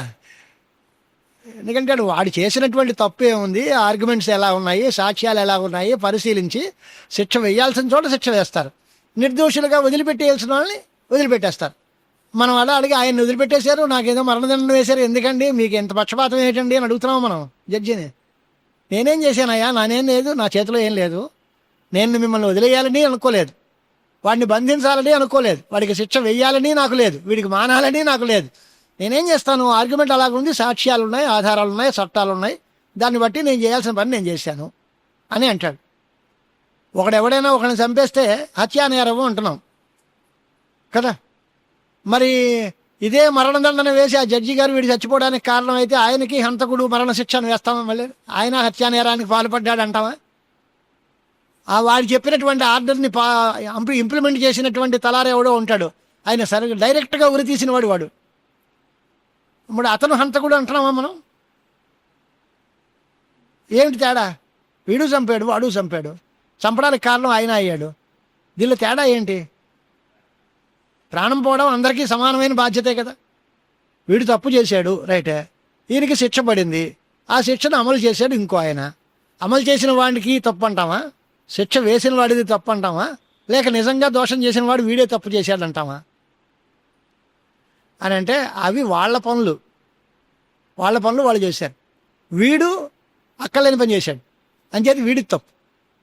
జడ్జి గారికి తీర్మానం చేయడం, తీర్పు చెప్పడం ఆయన పని, స్వధర్మం, ఆయన పని ఆయన చేశాడు అంతే. ఆయన ఏమీ తప్పు పని చేయలేదు, అక్కలేని పని చేయలేదు. తలారి శిక్షను అమలు చేయడం వాడి ధర్మం, వాడి ధర్మాన్ని వాడి వృత్తిని వాడు చేశాడు, ఆ వాడిలోనూ తప్పులేదు. ఇప్పుడు వీడు పక్కవాడిని అనవసరంగా చంపేశాడు, వీడి చంపడం వీడి ధర్మం కాదు, వీడి పని కాదు. అంచేత స్వధర్మం కాకుండా ఇతరుల పని మీద వేసుకుని చేయకూడని పనులు చేస్తే అది తప్పు అవుతుంది, కానీ వాడి పనిని వాడు చేయడం తప్పెలా అవుతుంది? అంచేత వాడి పని హాయిగా చేసుకున్నాడు, వాడి పనిని చేసినందువల్ల వాడికి ధర్మం, మంచి ధర్మం, న్యాయమూర్తి అండి, ధర్మమూర్తులు మంచి తీర్పిచ్చారని అంటాను తప్ప ఆయన తప్పు చేశాడు వీడి చావుకు కారణం అయ్యాడు అనం. అంచేత స్వధర్మ ఆచరణం అన్ని విధాల మేలుని చేకూరుస్తుంది. పరాయి ధర్మం ఎప్పుడు పరధర్మో భయావహ, పరధర్మం ఎప్పుడూ భయాన్నే ఇస్తుంది. శ్రేయాన్ స్వధర్మో విగుణ పరధర్మాత్ స్వనుష్ఠితాత్ అని భగవద్గీతల్లో కృష్ణ పరమాత్మ మనకి చెప్పాడు. అందుచేత ఈ మూల ప్రకృతిలో ఎటువంటి తేడాలు లేవు. ఆ తేడాల్లో సత్వగుణం అధికంగా ఉంటే ఆయన్ని ఈశ్వరుడు అంటున్నాము, రజోగుణ తమో గుణాలతో కూడి ఉంటే ఆయన్ని జీవుడు అంటున్నాము. అప్పుడు ఆయన దానికి ఉండేటువంటి ఆ ప్రకృతికి అవిద్య అని పేరు పెట్టాము. ఇది మనం తెలుసుకోవాలి. మాయాబింబ వశీకృత్య తాం స్యాత్ సర్వజ్ఞ ఈశ్వర. ఇంకో చిన్న తేడా ఉంది. మాయలో ప్రతిబింబించినటువంటి చైతన్యం ఉందే అది ఈశ్వరుడు అనబడుతుంది. ఆ ఈశ్వరుడికి ఉండే స్వరూపం ఏమిటి? ఆయన సర్వజ్ఞుడు, ఆ మాయని తనలో వశంలో పెట్టుకున్నవాడు. అది ఆయన గొప్పతనం. ఆ మాయలో ప్రతిఫలిస్తాడు, కానీ ఆ మాయకు లోబడిపోయి ఆయన చెప్పినట్టుగా ఆవిడ చెప్పినట్టుగా వినడు. మాయని తనలో వశంలో పెట్టుకుని తను చెప్పినట్టుగా ఆవిడని ఆడించుకుంటాడు. చెప్పు చేతల్లో భార్యనట్టే పెట్టుకున్న యజమాని లాంటి వాడు ఆయన. ఆవిడ చెప్పినట్టుగా ఆడేటువంటి యజమానులు లాంటి వాళ్ళు తక్కువ వాళ్ళు. తప్ప అంటే తప్పు కాదు, వాళ్ళ స్వభావం అదేముంది, అది తప్ప. ఆవిడ మాట వినకూడదండి అంటే వినొద్దని ఎవడన్నాడు? వినమనే అన్నావు. అంటే నీకంటూ ఇండివిజువాలిటీ ఏమీ లేదా అంటే ఆవిడ మాట నాకు అనుకూలంగా ఉండి ఆవిడ చెప్పిన మాట నా ఆలోచన ఒకటే అయితే వినండి, తప్పే ఉంది అలా. కానీ నువ్వు మంచిదనుక్కుని ఆవిడ చెడ్డ సలహా చెబితే దానికి లొంగి నీ మంచిని కూడా నువ్వు కప్పిపుచ్చి చేసుకుని తప్పు చేస్తే అప్పుడు కొంచెం తేడా వస్తుంది. అలా కాకుండా ఇద్దరూ ఆలోచించుకుని ఆవాభ్యాం కర్మాణి కర్తవ్యాని అని ఇద్దరూ కలిసి పని చేయాలి అనేదే పెళ్లినాటి ప్రమాణం. ఇద్దరు ఆలోచన ఒకటే అవ్వాలి, ఇద్దరి బుద్ధి ఒకే రకంగా నడవాలి, ఇద్దరూ కలిసి పనిచేయాలి అదే అంటున్నాం. అలాగే మాయా ఈశ్వరుడు ఇద్దరూ సమానమైనటువంటి స్థితిలో కనుక పనిచేస్తే బాధలేదు. కానీ ఈశ్వర సంకల్పం వేరుగాను మాయ విచిత్రంగాను ఉంటే అప్పుడు తేడాలు వస్తాయి. అలా అంటే ఆ మాయ తన అదుపులో పెట్టుకుంటే ఆయన తన ఇష్టం ఇల్లు చేయగలడు. కానీ అలా కాకుండా మాయకు లోబడిపోతే ఆవిడ చెప్పినట్టుగా చేయాల్సి వస్తుంది. బ్రహ్మాయేన కులాలవత్ బ్రహ్మాండ భాండోదరే అని విధి స్వభావం చెబుతూ భర్తృహరి రాస్తాడు. బ్రహ్మగారు ఎంత గొప్పవాడు, అన్ని వేదాలు స్వాధీనం చేసుకున్న మనిషి, ఆయన ముఖంలోంచే వచ్చే వేదాలు. కానీ ఆయనకి ఈ కుమ్మరి పని ఏంటండి, ఈ కుండల్లాగా వీళ్ళందరినీ తయారు చేస్తూ ఉండడం, పెడుతూ ఉండడం, ఈ డ్యూటీ ఎందుకు ఆయనకి అంటే ఏం చేస్తాం, విధిలిఖితం. శ్రీహరి వైకుంఠనాథుడు దశావతార గహనే, 10 అవతారాలు, చేప కూర్మం ఏమిటిది, ఇన్ని అవతారాలు ఎందుకు ఎత్తాలి ఆయన? ఆయన అంతటా ఆయన కల్పించుకున్నాడా అంటే లేదు, విధిలిఖితం, స్వభావం, తప్పదు. లోకరక్షణం కోసం ఆయన అవతారాలు ఎత్తాల్సి వచ్చింది. ఆయన పరిగట్టుకునే అవతారాలు నేను ఎత్తాలని అనుకున్నాడా అంటే విధి వల్ల జరిగింది. ఆయన అనుకోకుండా జరిగిందా అంటే అనుకున్నాడు. అనుకోవడం ఎందుకైంది అంటే ఆయన సంకల్పం వల్ల లోకరక్షణం కోసం జరిగింది. అది మాయ వల్లే జరిగినా ఆ మాయను తన అదుపులో పెట్టుకుని తను ఎప్పుడు పుట్టాలో, ఎక్కడ పుట్టాలో, ఎంతవరకు ఉండాలో, తన రాకపోకలు తన అధీనంలో పెట్టుకుని ఆయన ఉంటాడు. ఆయన కావలసినప్పుడు వస్తాడు, అక్కలేనప్పుడు వెళ్ళిపోతాడు. కానీ మనం ఎప్పుడు వస్తామో మనకు తెలియదు, ఎంతవరకు ఉంటామో మనకు తెలియదు, ఏం చేస్తామో మనకు తెలియదు, అంతా మాయాధీనం. అంచేత వశీకృత మాయులు ఆయన, తన వశంలో పెట్టుకున్న మాయని కలిగిన వాడు ఆయన. మనం మాయావశులం, మాయలో చిక్కుకుపోయాం. ఇప్పుడు మనం మా మాయ చేతుల్లోంచి బయటపడాలి. ఏం చేస్తే అవుతుంది అని అంటే మామేవ ఏ ప్రపద్యంతే మాయామేతాన్ తరంతితే. నన్ను నమ్ముకోండి, నన్ను తెలుసుకోండి, ఈ మాయ మిమ్మల్ని ఏం చేయదు. నన్ను వదిలేస్తే ఆ మాయ మిమ్మల్ని వినేస్తుంది, నన్ను ఇంక మనల్ని పట్టుకోవడం సాధ్యం కాదు. ఆ మాయలోంచి బయటపడడానికి భగవత్ శరణాగతి తప్ప వేరే గతి లేదు. భగవంతుడినే నమ్ముకోవాలి, అప్పుడే మాయలోంచి బయటపడగలం. అంతే తప్ప భగవంతుని యొక్క జ్ఞానం లేకుండా మాయ అనేది దాటడానికి శక్యం కాదు. అందుచేత అవిద్యావశగస్తు అన్య తద్వైచిత్రయాద్ అనేకథ. అవిద్య వశంలో, అజ్ఞానం వశంలో ఉండేటువంటి వాళ్ళు జీవులందరూ. దానివల్ల మనందరం అనేక రకాలుగా ఉంటున్నాం. ఆ సంయోగంలో అనేక రకాలు. ఆయన ఈశ్వరుడు ఏకరూపుడు, ఒకడే. నానాదేవవాదం, విగ్రహాలు నానా ఉన్నాయి, దేవుళ్ళు చాలామంది ఉన్నారు అనేది మన మీద, హిందూ మతం మీద ఆరోపణలు చేస్తారు. దేవుడు చాలా కాదు, దేవుడి యొక్క రూపాలు చాలా కల్పింపబడ్డాయి మన చేత. అందరిలోనూ ఉన్న దేవుడు ఒకడే. విష్ణువు వేరు, శివుడు వేరు, అమ్మవారు వేరు, గణపతి వేరు ఏం కాదు. ఎవరికి చెప్పినా దేవుడికి లక్షణం ఏం చెప్తున్నారు వీరు? సృష్టి స్థితి లయ కారణము. అది సృష్టి స్థితి లయాలకి కారణం ఎవరు అని అంటే విష్ణుమూర్తి అలాంటి వాడే, శివుడు అలాంటి వాడే, జగన్నాథుడు అలాంటి వాడే, గణపతి అలాంటి వాడే, సుబ్రహ్మణ్యుడు అలాంటి వాడే. స్వరూపం అది. ఆ స్వరూపానికి మనం ఏదో నామరూపాలు కల్పించి తొండం పెడితే వినాయక స్వామి, తోక పెడితే ఆంజనేయ స్వామిని మనం కల్పించడంలో తేడా అది. అంతే తప్ప నామరూపాలు కల్పితాలు. నామరూపాల యొక్క కల్పన మన చేతిలో ఉంది, కానీ ఈశ్వరుడిలో తేడా లేదు. అలాగే జీవుల్లో కూడా తేడా లేదా? అలా ఉంది, జీవుల్లో తేడా ఉంది, జీవ వైచిత్ర్యం ఉంది. ఎందువల్ల సత్వగుణం బాగా పెరిగితే వాడు దేవతా జన్మలు ఎత్తుతాడు, రజోగుణం ఎక్కువగా పెరిగితే మరో జన్మ ఎత్తుతాడు, తమో గుణం ఎక్కువగా జన్మితే చెట్టులాగా, మొద్దులాగా, రాళ్లలాగా పడి ఉంటాడు. అంచేత సత్వరజస్తమో గుణాల యొక్క పాళ్ళు కలవడం తేడాలో వీళ్ళు జీవులు అనేక విచిత్రమైన రూపాలను ధరిస్తున్నారు. పరమాత్మ యందు ఒక్క సత్వగుణమే ఉంది కనుక ఆయన ఎప్పుడూ ప్రశాంతంగా ఒక్కడు సర్వజ్ఞ ఏకః ఈశ్వర. ఆయన అలాగే ఉంటాడు తప్ప వేరే మార్పు ఏమీ లేదు. అవిద్యావశగస్త్వన్య తద్వైచిత్ర్యాద్ అనేకథ. అంటే మూల ప్రకృతి యందు పరమేశ్వరుడు ప్రతిబింబించాడు. ఇది అందరికీ కామన్. ఆ మూల ప్రకృతిలో పూర్తి శుద్ధమైనటువంటి ప్రకృతి ఒకటి, కొంచెం మలినమైన ప్రకృతి ఒకటి.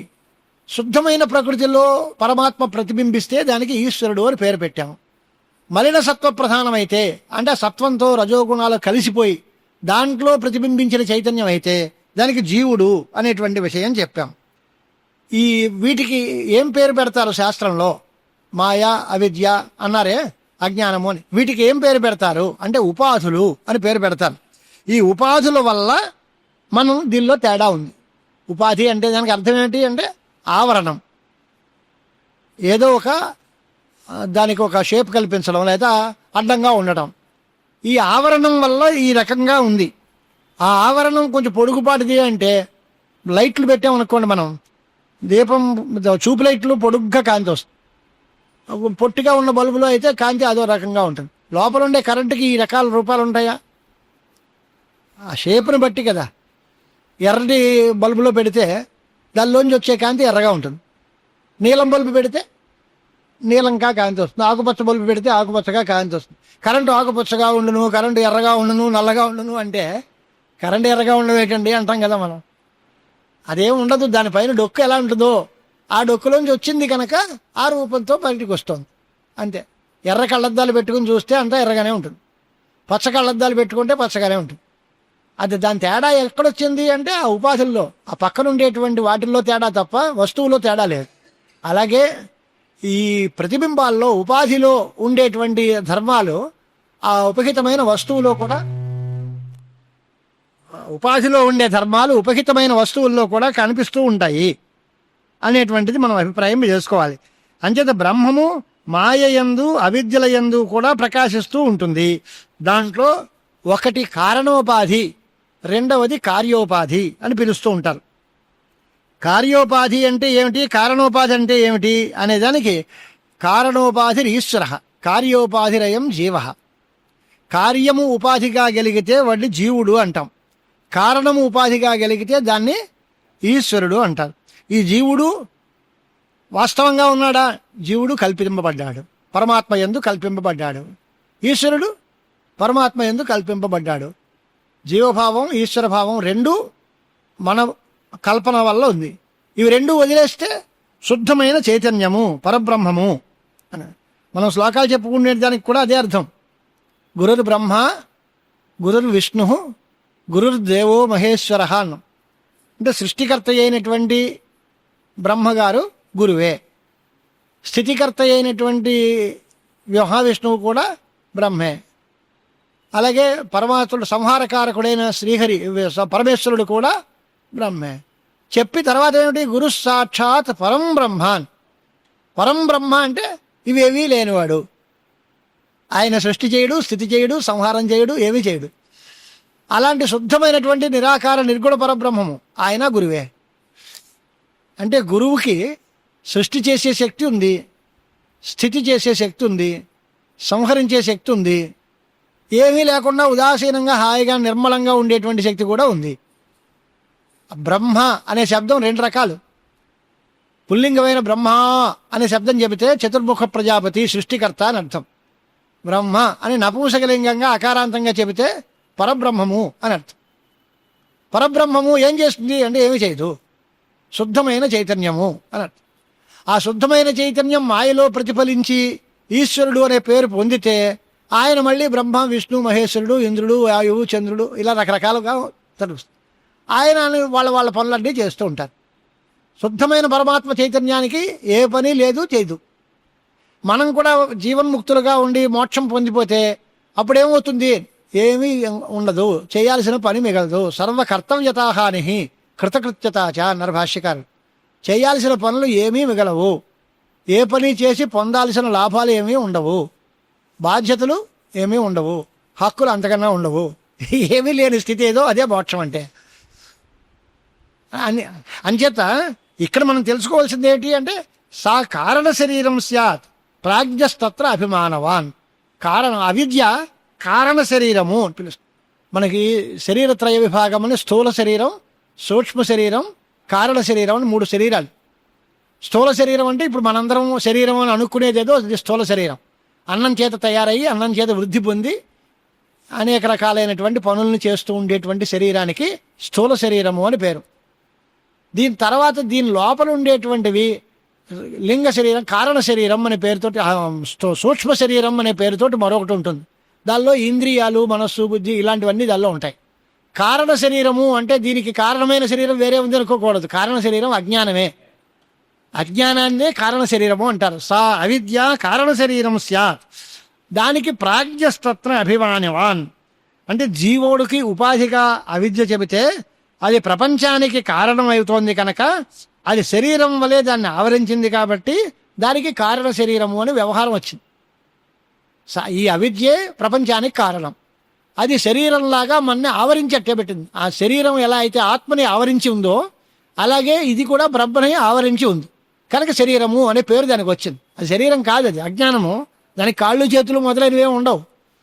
దాన్ని శరీరం అని ఎలా అంటారు? కారణ శరీరము అంటే సూక్ష్మ శరీరము అంటే చిన్న శరీరం, స్థూల శరీరం అంటే పెద్ద శరీరం అని ఉండొచ్చు. శరీరానికి అంటే కాళ్ళు, చేతులు, ముక్కు, నోరు మొదలైన అవయవాలు ఉంటాయి. అజ్ఞానానికి అవయవాలు ఏముంటాయి? మరి దీన్ని శరీరం అని ఎలా అంటారు మీరు అని అంటే, శరీరం చేసే పని చేస్తుంది. శరీరం ఏం చేస్తుంది? ఆత్మని కప్పిపుచ్చట్టే పెడుతుంది. ఈ అజ్ఞానం కూడా బ్రహ్మని కప్పిపుచ్చట్టే పెడుతుంది. ఆ ఆవరించి ఉండటం వల్ల ఇది శరీరం లాంటిది కనుక దీన్ని కూడా శరీరము అంటున్నాం. ఇది ప్రపంచానికి అంతటికీ కారణం కాబట్టి కారణ శరీరము అని పేరుతో పిలిచాము. కారణం అంటే అవిద్య అంటే కారణ శరీరము. స్థూల దేహము అంటే బయటికి వ్యక్తంగా కనిపించి అందరికీ కనిపించేటువంటిది. దీని లోపల ఉండేది సూక్ష్మదేహం. దాని వివరాలన్నీ ఆయనే ఇస్తారు మనకి. దీనికో ప్రాజ్ఞుడు అనే దానికి అర్థం ఏమిటి అంటే పండితుడు. అంచేత ఈ కారణ శరీరానికి అభిమానం కలిగిన వాడు ఎవడు అంటే వాడు ప్రాజ్ఞుడు. వేదాంతాల్లో విశ్వ, తైజస, ప్రాజ్ఞ అని విభాగాలు. జాగ్రత్త అభిమాని, స్వప్నాభిమాని, సుషుప్త్యభిమాని. అది కొంచెం టెక్నికల్ టర్మ్స్, ఈ ఉపన్యాసాల్లో చెప్పే మాటలు కాదు. శాస్త్రం బాగా చదువుకుందాము అనుకునే దృష్టిలో ఉన్న వాళ్ళకి ఆ రకమైనటువంటి విభాగాలన్నీ కావాలి. విశ్వడు, తైజసుడు, ప్రాజ్ఞుడు. ఎవరు? జాగ్రత్త అవస్థలో ఉండేటువంటి జీవుడికి అభిమాని విశ్వడు అంటారు. స్వప్నావస్థకి అభిమానించే వాడిని తైజసుడు అంటారు. సుషుప్తి అవస్థకి అభిమానంగా ఉండేటువంటి వాడిని ప్రాజ్ఞుడు అంటారు. అలాగే హిరణ్య గర్భుడు అని మరో మాట. ఇప్పుడు మనం చెప్పేటువంటి ఈ కారణ శరీరం అవిద్య ఉంది కదా, దీనికి అభిమానం ఎవడు అంటే ప్రాజ్ఞుడు అని పేరుస్తారు. దాన్ని ఆ జీవుడికే పేర్లు. ఇలాంటప్పుడు ఐఏఎస్ పాస్ అయ్యారనుకోండి, ఐఏఎస్ పాస్ అయిన వాడికి పోస్టింగ్ ఇస్తారు. జిల్లాలో ఉంటే కలెక్టర్ అంటారు, స్టేట్లో ఉంటే సెక్రటరీ అంటారు, ఇంకా కాస్త ముదిరితే చీఫ్ సెక్రటరీ అంటారు. అందరూ ఐఏఎస్ వాళ్ళే. వాడి పోస్టుని బట్టి ఓసారి కమిషనర్ అనో, ఓసారి కలెక్టర్ అనో, ఇంకో రకమనో ఏదో పిలుస్తూ ఉంటారు. ఇవి హోదాలను బట్టి, చేసే పనుల్ని బట్టి. కానీ ఆయన అంతా ఐఏఎస్ ఆఫీసర్ అంతే.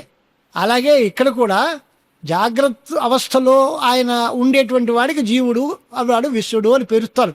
ఆ టైటిల్స్ తోటి ఆ వ్యవహారాలన్నీ అలా ఉన్నాయి తప్ప వాళ్ళు వేరు వేరు, విశ్వడు వేరు, తైజసుడు వేరు, తైజసుడు వేరు, ప్రాజ్ఞుడు వేరు అలా అనకూడదు. అందరూ ఒకటే. కానీ అప్పుడు ఆ అవస్థలో వాడికి ఆ పేరుతోటి వ్యవహారం ఉంటుంది. ఇక సూక్ష్మ శరీరం అంటే ఏమిటి? ఇది కొంచెం వెతుక్కోవాలి, జాగ్రత్తగా చూడండి. సూక్ష్మ శరీరము అనేటువంటిది తమఃప్రధాన ప్రకృతి. దీనివల్ల ఈశ్వరుడు యొక్క ఆజ్ఞ వల్ల దానిలోంచి పంచమహాభూతాలు పుట్టాయి. ప్రకృతిలోంచే పంచమహాభూతాలు పుట్టాయి. ప్రకృతి వల్ల, కేవలం ప్రకృతి వల్ల వచ్చాయా అంటే కాదు, ఈశ్వర ఆజ్ఞ వల్ల. మనం చట్టం చేస్తాం చూడండి, పార్లమెంట్లో చట్టం పాస్ ఉంది.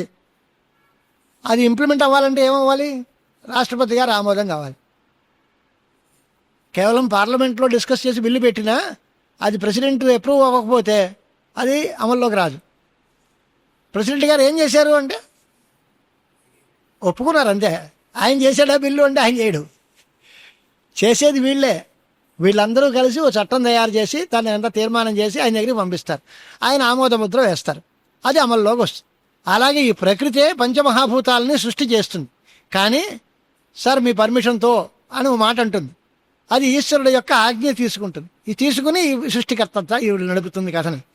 అంటే ఆయన చేసినట్టుగా మనకు అనిపిస్తుంది. ఆయన ఆమోదంతో ప్రకృతి వల్ల పంచమహాభూతాలు తయారయ్యాయి. ఈ పంచమహాభూతాలు నిజమా అంటే కల్పింపబడ్డవే, అవిద్యా కల్పితములే. పంచమహాభూతాలు ఆత్మ అంటే కాదు. పంచమహాభూతాలు ఎలా తయారయ్యాయి అంటే ప్రకృతుల్లో వచ్చాయి. వియత్ పవన తేజో అంబుభువ భూతాని జజ్ఞిరే. దానిలో మళ్ళీ సత్వప్రధానమైనటువంటి ఈ ఐదిటిలోంచి, సత్వగుణం ప్రధానంగా ఉండేటువంటి పంచమహాభూతాల్లోంచి పంచ ఇంద్రియాలు తయారయ్యాయి. అవి పంచ జ్ఞానేంద్రియాలు. జ్ఞానేంద్రియాలు ఎందుకు వచ్చాయి అంటే అవి సత్వాంశంతో పుట్టే కనుక జ్ఞానాన్ని కలిగిస్తాయి. రజోగుణాంశతో పుట్టినటువంటి కర్మేంద్రియాలు అయితే పని చేస్తాయి. దాన్ని బట్టి దాని స్వరూపం. బీర విత్తనం వేస్తే బీరకాయ వస్తుంది, బెండ విత్తనం వేస్తే బెండకాయ వస్తుంది. జ్ఞానం ప్రధానంగా కలిగిన సత్వగుణం వల్ల ఇంద్రియాలు పుడితే అవి జ్ఞానేంద్రియాలు జ్ఞానాన్నే పుట్టిస్తాయి. అలా కాకుండా రజోగుణ ప్రధానమైనటువంటి ప్రకృతిలోంచి కర్మేంద్రియాలు పుడితే అవి పనిచేస్తాయే తప్ప జ్ఞానాన్ని పుట్టించవు. అంచేత పనిచేసేటువంటి స్వభావం వీటికి, జ్ఞానాన్ని పుట్టించే స్వభావం దానికి. తైరంతఃకరణం సర్వైర్ వృత్తిభేదేన తద్విధ. దానిలోంచి మళ్ళీ అంతఃకరణం పుడుతుంది. అది దానికి మళ్ళీ 2 రకాల పేరు. మనః విమర్శ రూపం స్యాత్, బుద్ధికి స్యాన్ నిశ్చయాత్మిక అని. అంటే మొత్తం ప్రతి అంగుళం పరీక్షించి ప్రకృతిలో ఉండే పదార్థాలన్నిటినీ విమర్శ చేసి మనస్సు అంటే ఏంటి, బుద్ధి అంటే ఏంటి, నా మనస్సు ఇలా చెప్పింది లేదా నా బుద్ధి ఇలాగా అనిపిస్తుంది, తేడా తెలియదు లోకానికి. మనస్సుకి బుద్ధికి తేడా ఏంటి అంటే తెలియదు. కానీ మనస్సు సంకల్ప వికల్పాత్మకంగా ఉంటుంది, బుద్ధి నిశ్చయాత్మకంగా ఉంటుంది. ఆ తేడా మనః విమర్శ రూపం స్యాత్, బుద్ధికి నిశ్చయాత్మిక, ఇది తేడా.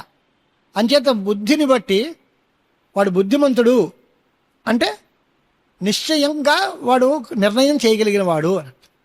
వేళకోళంగా వాడెవడో చెప్తుండు, వ్యవసాయాత్మిక బుద్ధి రేకేహ కురునందన అనేటువంటి మాట భగవద్గీత శ్లోకం ఉంది. దానికి ఎవడో సరదా వ్యాఖ్యానం, వేళకోళం వ్యాఖ్యానం ఏం చేశారంటే బుద్ధిమంతుడు వ్యవసాయం చేసి బతుకుతాడు అన్నట్టు. వ్యవసాయాత్మిక బుద్ధికి అన్నాడు కనుక బుద్ధిమంతులు అంటే తెలివైన వాళ్ళు వ్యవసాయం చేసుకుంటారు, తక్కువ వాళ్ళు తర్వాత ఉద్యోగాల్లోనూ వాటిలోనూ వస్తాయి. ఇదే దానికి అర్థం అది కాదు, భగవద్గీతకి అర్థం అది కాదు. కానీ వ్యవసాయము అంటే నిశ్చయము అని అర్థం. వ్యవసాయం అంటే అగ్రికల్చరల్ కాదు, వ్యవసాయాత్మిక అంటే నిశ్చయాత్మిక బుద్ధి, సంకల్ప వికల్పాత్మిక దాన్ని మనస్సు అని పిలుస్తారు, విమర్శ రూపం. ఇక రజోగుణ ప్రధానమైనటువంటి ప్రకృతిలోంచి పంచ కర్మేంద్రియాలు పుట్టాయి, వాటికి వాక్ పాణి పాద పాయు ఉపస్థ అని పేర్లు పెట్టాము అని. అలాగే దానిలోంచే ప్రాణాపాన వ్యానోదాన సమానములు అనే వాయువులు పుట్టాయి. దానిలో బుద్ధి కర్మేంద్రియ ప్రాణపంచకై అంటే బుద్ధి 1, అలాగే కర్మేంద్రియాలు 5, జ్ఞానేంద్రియాలు 5, ప్రాణపంచకం అంటే ప్రాణాపాన వ్యానోదాన సమానములు అనేవి 5, మనస్సు, ఇవన్నీ కలిపితే మొత్తం 17 అయ్యాయి. ఈ 17 కలిపితే దానికి సూక్ష్మ శరీరము లేదా లింగ శరీరము అని పేరు. ఇవన్నీ ఎందుకు చెప్పారు అనుకుంటే ముందు శరీరత్వ విభాగం చేస్తున్నారు. స్థూల శరీరము అంటే మనకు కనిపించేది, లింగ శరీరం అంటే కారణ శరీరం అంటే కారణ శరీరం అంటే అవిద్య అండి, అజ్ఞానం అండి అన్నాం. అది ఎందుకు కారణ శరీరం అన్నారు దాన్ని అనే దానికి డెఫినేషన్ ఇచ్చారు. అది ఆవరించి ఉంటుంది శరీరంలాగా, అది అన్నిటికీ కారణమవుతోంది కాబట్టి కారణ శరీరం అన్నారు. మరి ఈ సూక్ష్మ శరీరం అంటే ఏమిటి అని అంటే ఇవన్నీ కలిపి అంటే జ్ఞానేంద్రియాలు, కర్మేంద్రియాలు, ప్రాణపంచకం, మనస్సు, బుద్ధి, 3 5 15, 2 17. ఈ 17 కలిపిన సముదాయానికే సూక్ష్మ శరీరము అని పేరు. దీనికి ఎవరు అభిమాన దేవత? ప్రాజ్ఞస్తత్ర అభిమానేన తైజసత్వం ప్రపద్యతే. అప్పుడు వీటికి స్థూల సూక్ష్మ శరీరాభిమాని దేవతకి తైజసుడు అని పేరు, వాడు కారణ శరీరాభిమాని దేవతకి ప్రాజ్ఞుడు అని పేరు. ఇంకా అక్కడి నుంచి మళ్ళీ దీనిలోంచి వచ్చే మాటైతే హిరణ్య గర్భత మీశ తయోర్ వ్యష్టి సమస్తత. దానిలో మళ్ళీ హిరణ్య గర్భుడు అనేటువంటి మాట ఉంటుంది. అదేమిటి? సమష్టి భావంలో చేస్తే అది హిరణ్య గర్భుడు, వ్యష్టి భావంలో చేస్తే అది వేరే వేరేగా ఉంటుంది. ఈ అనుభవాన్ని ఆశ్రయించుకుని ఈ పేర్లన్నీ వస్తున్నాయి. అంటే ఈ పరమేశ్వరుడే అనేక విధాలుగా మన చేత కనిపింపబడుతున్నాడు, చూస్తున్నాము అనేటువంటి మాట. ప్రకృతి ఎన్ని రకాల మారినా దానికి శుద్ధసత్వము, మలినసత్వము ప్రధానంగా కలిగినటువంటి ఆ ఉపాధే కారణమవుతోంది. సమష్టి ఈశ సర్వేషాం స్వాత్మ తాదాత్మ్య వేదనాత్ తదభావాత్ తతః అన్యేతు కథ్యంతే వ్యష్టి సంజ్ఞయా. ఈశ్వరుడు, జీవులు. ఈశ్వరుడు ఏమిటి? అందరూ నా వాళ్లే అనుకుంటున్నాడు ఆయన, అందరితోటి తాదాత్మ్యం పొందుతున్నాడు. అంచేత ఆయన సమష్టి రూపం, సమష్టి అభిమాని.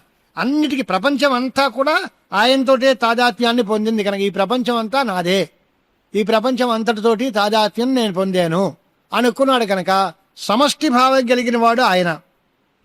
మరి జీవులు నా ఇల్లు, నా వాకిలి, నా పొట్ట నేను, ఇంతే, అందరితోటి సంబంధం లేదు.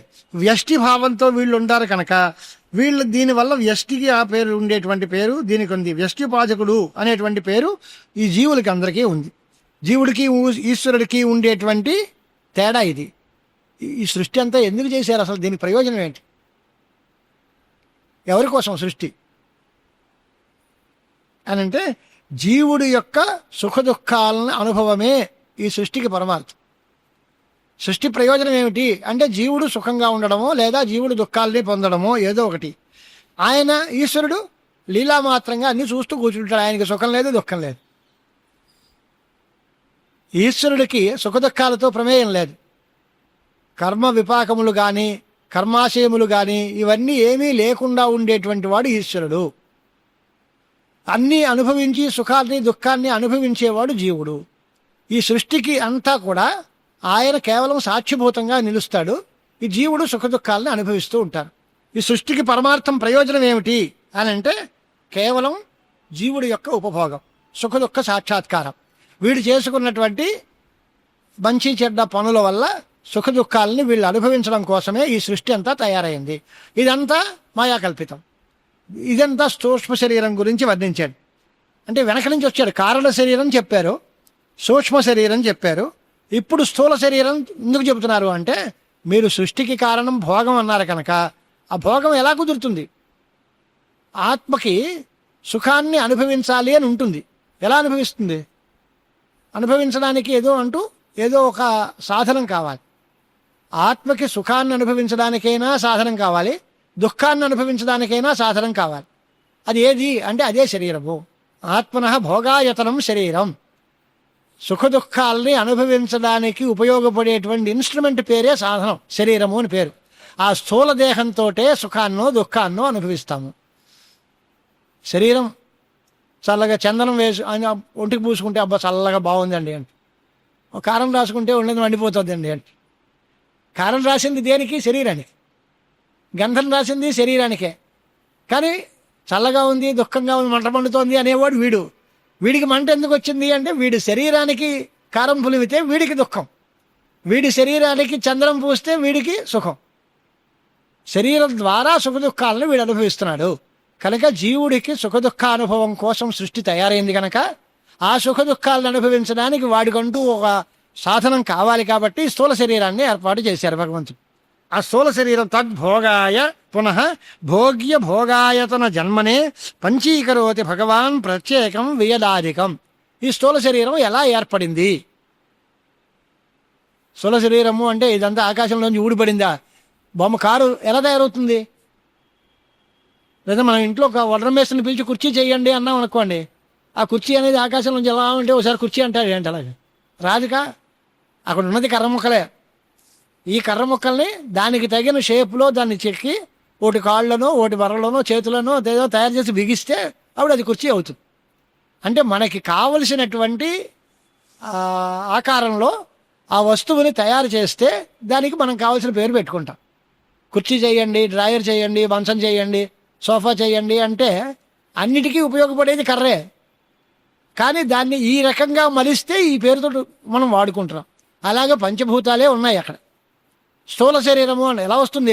పంచభూతాల్లోంచి స్థూల శరీరం ఎలా వస్తుంది అని అంటే ఆ పంచభూతాలని పంచీకరణ ప్రక్రియ అనేది మనం వివరంగా రేపు చూసుకుంటాం. సూక్ష్మంగా కావాలి అంటే ఒక భూతం తీసుకుంటే 5 పంచమహాభూతాలు. దీనిలో పృథివీ మనం సపోజ్ తీసుకున్నాం అనుకోండి. పృథివీ భాగం 150 పాళ్ళు. తర్వాత 4 భాగాలు, ఆ మిగతా 50 పాళ్ళలో 4 వంతులు. ఇవన్నీ కలిపితే ఆ పంచభూతాత్మకమైన శరీరం ఏర్పడుతుంది. మానవుల శరీరం సగం పాలు మట్టి, దాంట్లో 50/4 వంతు అంటే 12.5 అంతేనా? 12.5% నీళ్లు, 12.5 వాయువు, 12.5% అగ్ని, 12.5% ఆకాశం. అది అంతా కలిసి 50 పాళ్ళు.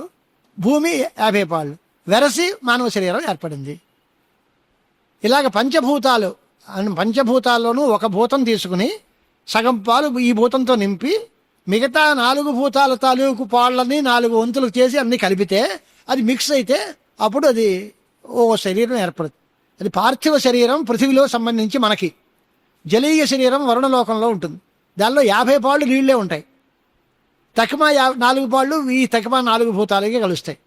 తైజస శరీరము అగ్నిలోకంలో ఉండేది, దానిలో 50 పాళ్ళు అగ్నిహోత్రమే ఉంటుంది.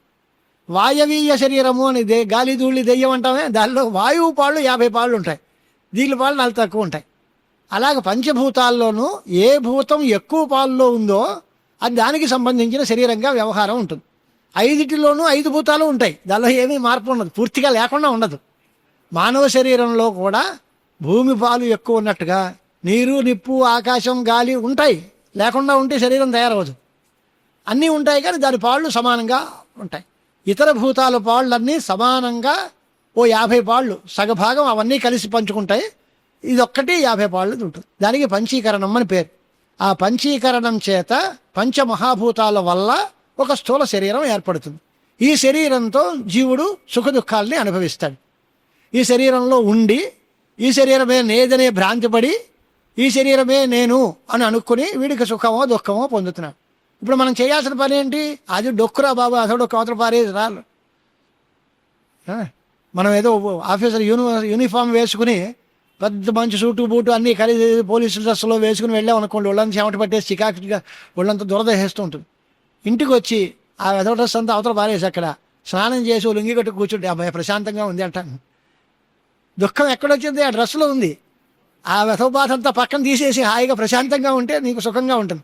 అలాగే ఈ పై డొక్కు తీసి పక్కన పాడేస్తే మనకి ఏ దుఃఖం లేదు. ఈ దుఃఖాన్ని అందరికీ కారణం ఇదే, ఈ శరీరమే. ఈ శరీరంతో మా మమకారం పెంచేసుకుంటే దాని దుఃఖాన్ని మనం అనుభవించక తప్పదు. ఆ శరీరం విమోకం చేసే శరీరం నేను కాదు అని పక్కన పాడేస్తే మనకి ఎటువంటి దుఃఖాలతోటి ప్రమేయం లేదు. అలాగే ఆత్మ నిత్య సుఖస్వరూపుడు, ఆనంద స్వరూపుడు, పరమాత్మ స్వరూపము. వాడికి దుఃఖాలతో సంబంధం లేదు. వాడికి ఈ శరీరము అనేది వచ్చింది. ఎందుకు వచ్చింది అంటే మాయావశం చేత వచ్చింది, కల్పితంగా పంచమహాభూతముల యొక్క వికారంగా ఏర్పడింది. పంచమహాభూతాలు ఈ శరీరంగా ఎందుకు మారాయి అంటే వీడికి సుఖ దుఃఖాలను అనుభవించేటువంటి టైం వచ్చింది కనుక వచ్చింది. అది పోతే ఆ శరీరంతో సంబంధం వదిలిపోతుంది. మనం హాయిగా పరమాత్మ స్వరూపంగా మిగిలిపోతాం. స్వస్తి ప్రజాభ్యః పరిపాలయంతాం న్యాయేన మార్గేణ మహీం మహీషాః గోబ్రాహ్మణేభ్యః శుభమస్తు నిత్యం. లోకాః సమస్తాః సుఖినో భవంతు. తత్సద్బ్రహ్మార్పణమస్తు.